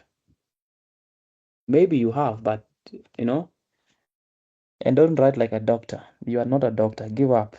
Okay, so please write well. Just have a nice pen, black and blue, and write well. Try to write well. That is the fastest way of getting marks.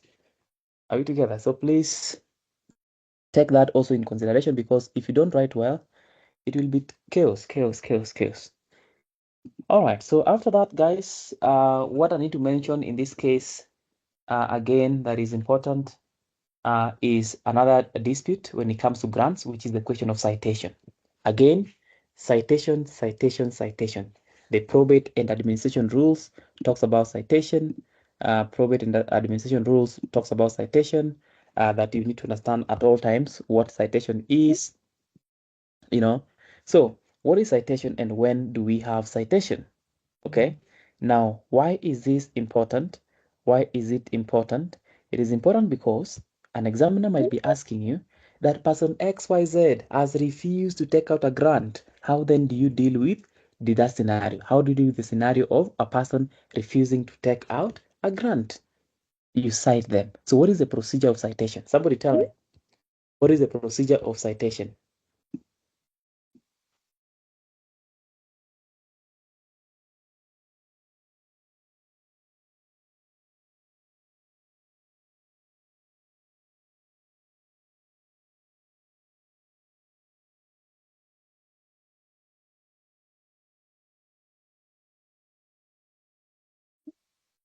Huh? Gadoni, please.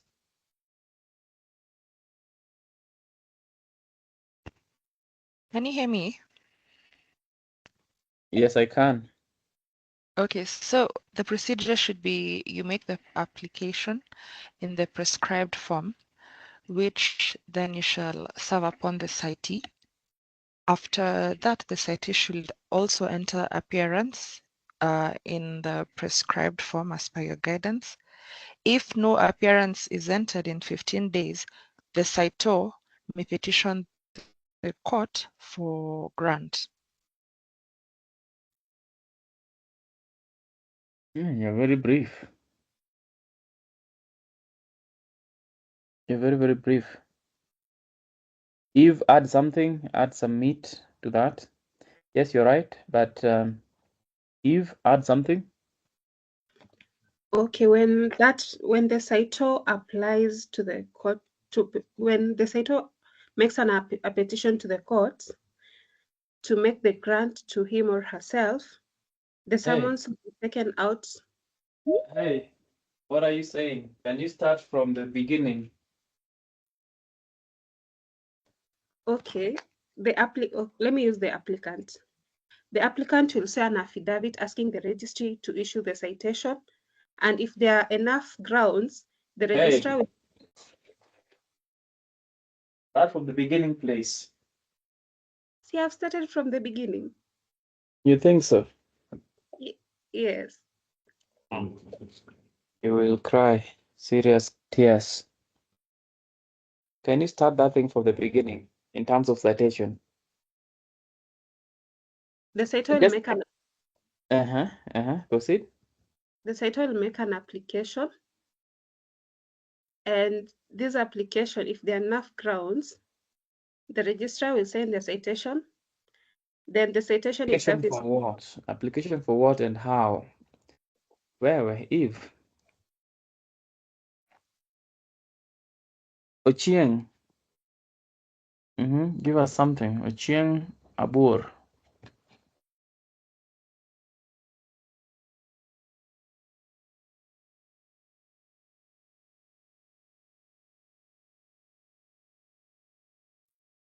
Ochieng is not there. Mwenga.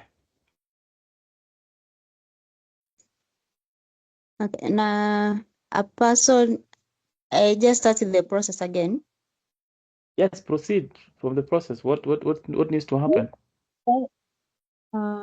A person who is not in priority will make an application to cite a person who is in priority but who has not applied for the grants. After making an application, the citor will have 15 days to make an appearance, and if the citor is willing to petition for grants, he or she will proceed and petition for the grants. But if the time limit has elapsed or expired and the citor has not applied for the grants, the citee will then go ahead and apply for the grants. Okay. All right. Anyway, guys, so let's summarize the process of citation. Again, guys, citation happens in an instance where the person who is in priority is supposed to apply for the grant as they refuse to apply for the grant. And because they've refused to apply for the grant, then any person that is not and that is entitled to apply for the grant but does not apply for the grant will make an application for citation, will cite the applicant. Okay, will cite the applicant, and that is making an application for citation in the prescribed form. Okay, upon the receipt of that application, the registrar shall notify the citee, that is the person that has been cited, of the citation application, and ask them either to enter appearance, enter appearance within the prescribed 15 days, and indicate or intimate whether they will be making an application for the grant. Okay, if they indicate or if they renounce their right to apply for the grant, then of course the registrar shall notify the citor to put in their petition for the grant. Okay, if the citee does not renounce their right to apply for the grant, then they will be required to first show cause, the reasons why they haven't applied for the grant, and then subsequently they'll be required to put in the application for the grant or the respective grant that we have in that scenario. So this question can come in two ways. Number one, the examiner will be very direct with you. The examiner will say, please proceed and advise on the process of citation. That is very, very direct, more so where the examiner in this question is yourself. Okay, so if the person setting the exam is not you, then how again is the examiner going to be asking a question in this regard? You'll just be told that this person is supposed to apply for the grant. He hasn't applied for the grant. Now advise person XYZ on the consequence of not taking letters of administration. So when somebody fails to take out letters of administration, they can be cited. That is the process of citation. So you advise them on the process, or advise generally on the process of citation. So also you need to understand the question of citation. All right, so after that, guys, I think you need to understand again the personal representatives in terms of the administrators, in terms of the executors, their powers and their duties. I think that is something that we all know, the powers and duties of administrators. That is something that we all know very well.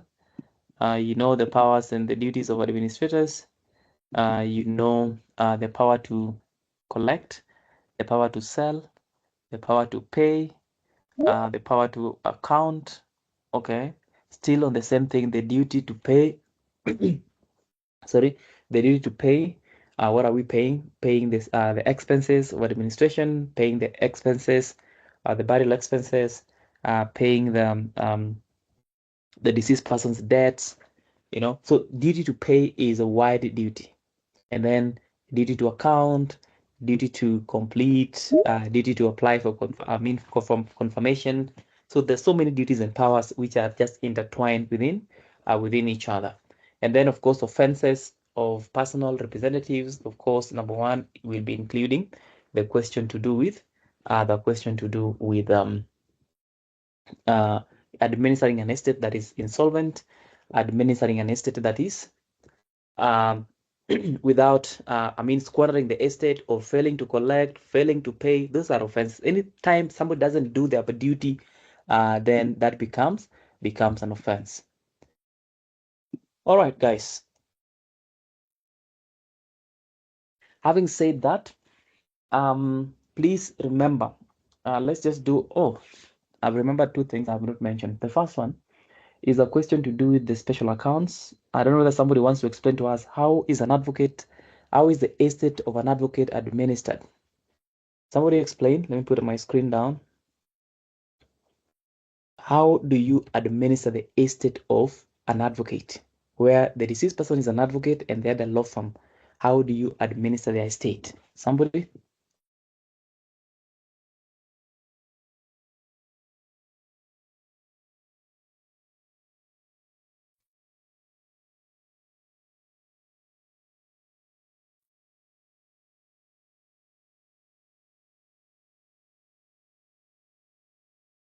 Guys, are you here?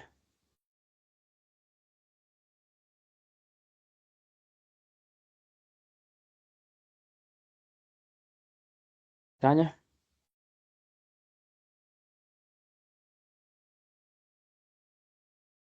Would I be right if a surviving partner is the one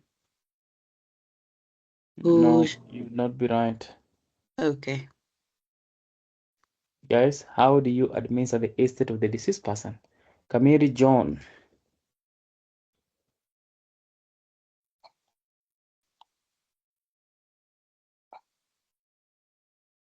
Yeah, I'm also trying like Tanya. I think what happens is that an advocate firm is guided by the Advocates Act, and now that there are clients' files that needs to be taken care of, there is the accountability of the whole estate. Upon the demise of an advocate, the Law Society of Kenya comes and appoints one who will now do the collection and the preservation of files, waiting for the direction of the court when it comes to the matter of now the confirmation of the grant. But I believe it is the LSK that appoints or confirms a partner to continue. Okay. Thank you. That is a very good trial. Anyanzwa? The annual application by advocates, they normally have a provision for whoever succeeds them in the event that the advocate dies. So either the person who has been nominated in that form will make an application for a limited grant for the specific purpose of winding up the particular law firm. It is administered separately from the estate of the advocate for other property. The law firm is settled separately, I believe. So what is the procedure? Procedure is? The advocate so appointed or the firm so appointed makes an application to the court. Appointed by who? Either the one who is nominated by the advocate in their form, or in the event that particular advocate is not present through the Law Society of Kenya, then the specific advocate makes an application to court for limited grant for specific purpose of dissolving the particular law firm.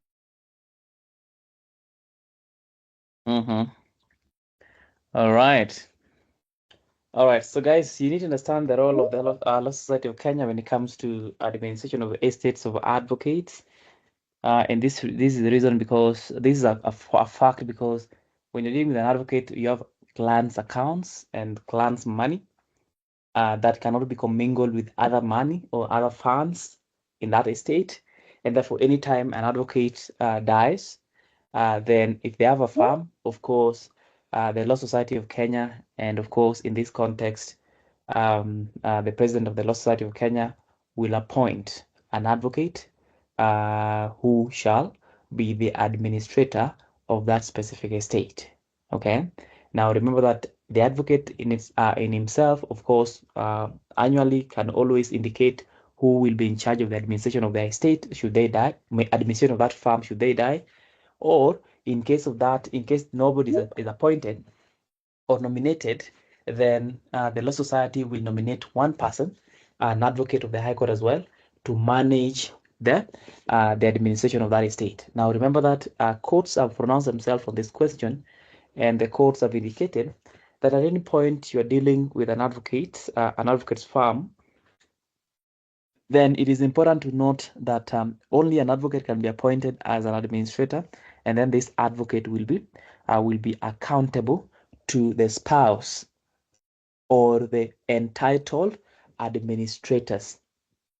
So the entitled administrators are under Section 66, but in the context of an advocate having a law firm, then the person who is going to be the administrator is an advocate who is appointed by the Law Society of Kenya to proceed and manage that firm and dissolve the firm and pay out the clan's money and anything else that is due from that firm.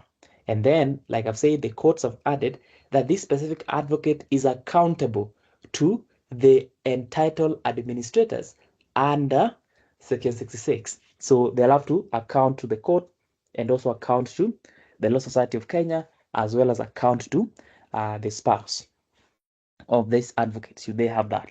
So that is what you need to understand. So should you be in a question where you need to advise somebody on appointment of advocates to manage the affairs of the estates of the deceased persons who are advocates, then of course you need to indicate that within the Law Society rules, any person, an advocate who has a farm dies, then the Law Society of Kenya or that advocate, of course, will nominate one person who will then be the administrator of that estate to administer the estate of the deceased person and their accounts, making sure that all the clan's files and money are accounted for, and then filing a report with the court, the Law Society of Kenya, and the beneficiaries of that specific estate. Are you together? Now, a lay person cannot run a farm. A farm cannot be run or be dissolved by a lay person. Guys, are we together?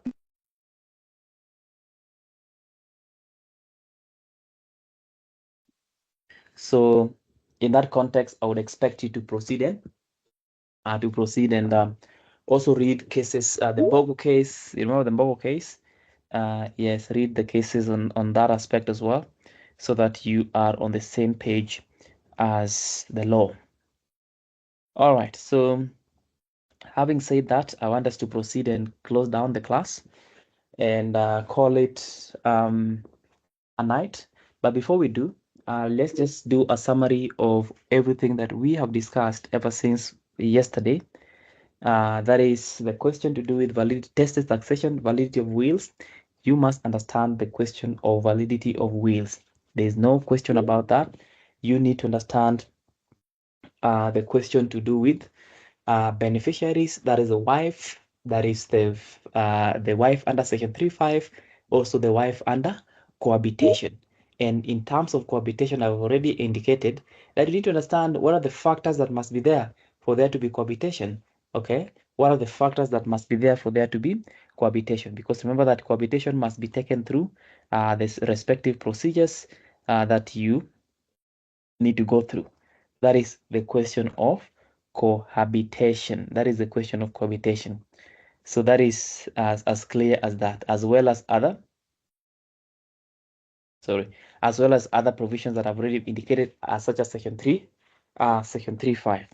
Now, apart from that, also we have gone and talked about the question to do with the rights of beneficiaries, including the rights of female children, including the rights of female children, where somebody is a deceased person, they've been survived by female children. What is the case of Rono versus Rono saying? What do you need to understand in as far as the rights are concerned? Okay. I've also talked about the question to do with in the context of polygamy, that is intestacy. Who are the beneficiaries? How is the estate supposed to be devolved? Who will become the administrators? Remember that in terms of administration, guys, I mentioned this some time back, that you can have a maximum of 4 administrators, and the list is provided for under section 60. Okay, a maximum of 4. So in this context, we have polygamy. If we have polygamy, then who can be the administrators in that estate? Of course, the surviving spouses, and in, of course, association with other beneficiaries, so long as there are a maximum of 4. Okay, so that is clear. That is clear in terms of your understanding. Also, we have gone and talked about the process of bequeathing, not really bequeathing, but the process of administering the estate of a deceased person to the beneficiaries as well. We have talked about that. Okay. Also, we have talked about reasonable provisions. Again, where somebody makes a will and bequeath their properties to their sons, their daughters, their sisters, their brothers, and then at some point some have been left out or one has been left out. What are the remedies within the law? So the remedies within the law I've said is under section 26, where you make an application, and then now that I'm remembering it, how do you make this application?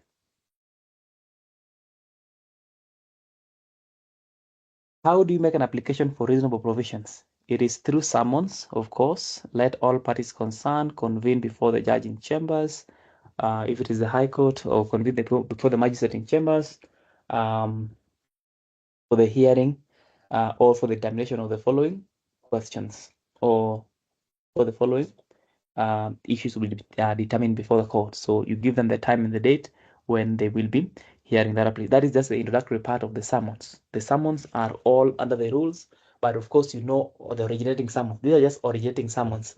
And then you give us number 1, that the court do issue or do provide reasonable provision to the applicant or the applicants, okay, which application is further supported by the supporting affidavit of person XYZ and XYZ, or person XYZ, and then you proceed and give your supporting affidavit, which is form 16. So supporting affidavit is the same thing. Just have the caption. The caption is Republic of Kenya in the High Court, re-estate of the estate of person XYZ deceased, an application for reasonable provision. That is, proceed and give us the introductory paragraph. And then if it is affidavit, the same thing, affidavit in support of that. So guys, there's form 106 and then there's form 16. So look at form 106 and look at form 16 of the Law of Succession Act, that is in the rules. That is where the application for reasonable provision is form 106 and form 16. 106 is the application, that is the originating summon, and then form 16 is the form 16 is what we are calling the affidavit. So again, that is one thing that you might find in terms of drafting. Drafting a will, we have talked about drafting of a will. We've drafted a will in this class, so I will not mention much about that. That is also something that you need to also arm yourself with. Drafting a petition for grants, again, that is something we've done in this class. Again, you might also want to check that out, okay? Those are the only things that can be drafted in this exam. Drafting an application for injunction, should there be a question of intermeddling, then of course the normal notice of motion, supporting affidavit, asking for an order of injunction restraining person XYZ from doing XYZ. Essentially, I'm mentioning all the draftings that you can find in probate, either the petition, the application for reasonable provision, and of course the question to do with drafting of a will. So that one you already understand, and I don't want to talk much about that bit. Apart from that, we have talked about the question to do with intestacy, specifically the question to do with polygamy, the question to do with beneficiaries under intestacy, the instances and the rules of intestacy. We have also talked about the question of the schedule of distribution and how to distribute the estate of the deceased person when there is intestacy. Hiyo tumesha ongelea. And then the question to do with grants, we have gone through and talked about grants. In terms of grants, what have we said? Give me 1 second. So in terms of grants, again, know the various types of grants that we have. In terms of grants, you need to know the various types of grants that we have. Which types of grants do we have in probate? How do we address those grants? Grants of probate, grants of letters of administration intestate, you know. So all those types of grants, how do you address that as well? So that is something that I've also mentioned. We've gone through the process of getting the grant, the application process, all the way until the reporting stage. We have talked about the question of the limited grant ad colligenda bona, instances ad litem, instances de boni, non-administrative instances. We have talked about pendentelite instances. So we've talked about that as well. And then the question of rectification of grants, again, you want to confirm again from the rules, how do you rectify the grants, and the question of revocation of grants. So in terms of revocation, I've said the grounds must always be under section 76. And this is an instance where if somebody's been left out, guys, there are two options. Somebody's left out, there are two options. The first option before the confirmation of grant is reasonable provisions. The second option is revocation. But if they've been left out, then the ground for being left out, the ground for revocation is not the fact that they are left out. Guys, you need to understand the dynamics around those two things. The first one, what am I saying? I'm saying that this person has been left out, okay? They've been left out of the will. That is fine.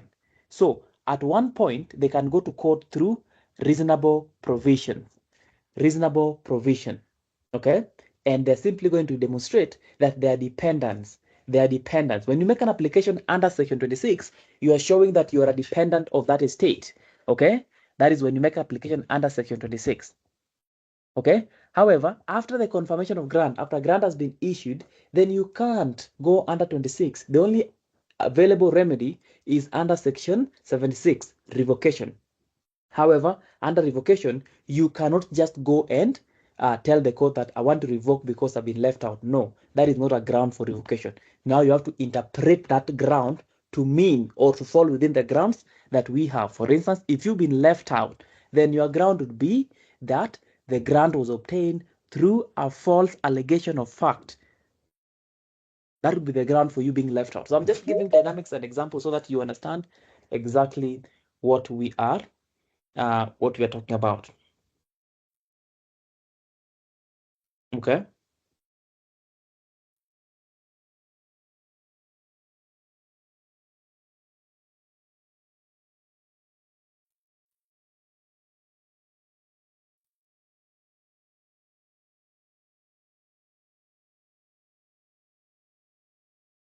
Guys, are we there?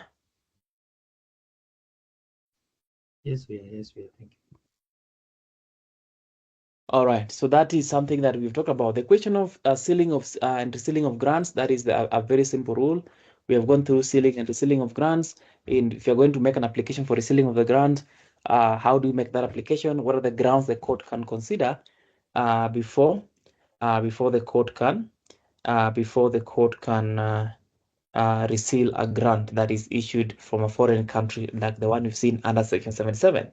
Okay, we have talked about the special properties that are exempted from wills, which we discussed also yesterday. That is the question of survivorship, joint ownership, and common ownership. So if it is joint ownership, what is supposed to happen with the property of a deceased person and where the property was jointly owned? And if it is ownership in common, what is supposed to happen? So again, you must also try to look at those various circumstances and comparisons between the different forms of ownership when it comes to properties in probate. So joint ownership, nomination, ownership in common. We have donatio mortis causa. So those 4 issues, you need to have them at the fingertips. Number 1, survivorship. Okay, joint ownership. Number 2, donation. Number 3, nomination. Number 4, ownership in common. So ownership in common is very important, as well as nomination, as well as survivorship, as well as donation. You just need to understand what are the different, because there are principles, what are the different instances that those questions might or might come out, or how do we deal with properties in that respect. Okay, so that also you need to understand. Okay, again, in terms of the parties as well, we have talked about the question of the beneficiaries, cohabitees. What is cohabitation? What is the process in terms of cohabitation? What are the grounds that somebody needs to show? Okay, that they have an interest. For instance, if you are a cohabitee, that has a child, if you're the cohabitee and you have a child of the deceased person, and you're claiming presumption of marriage, what is the basis of that? So number 1, your child is a child under the law. That is Section 3 defines a child to be the one born of the deceased person. 29 defines a child as a beneficiary. And then you go to the case of the mother. The mother is a cohabitee, and therefore for there to be presumption of marriage, there must be the rules in Otensaya Wanjiku versus public trustee, as well as Mary Nyambura case in the Supreme Court case. Guys, that is very clear in terms of the procedures, the contentious probate in terms of grants.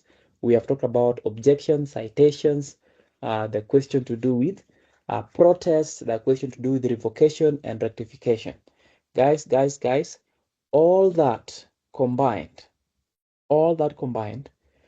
with whatever we discussed yesterday as well, should be able to deliver you to Canaan in as far as this unit is concerned.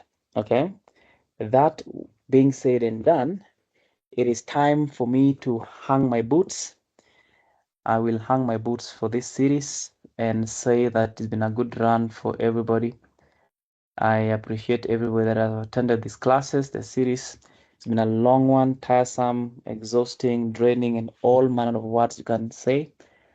But I want us to go and sit this exam and pass the papers.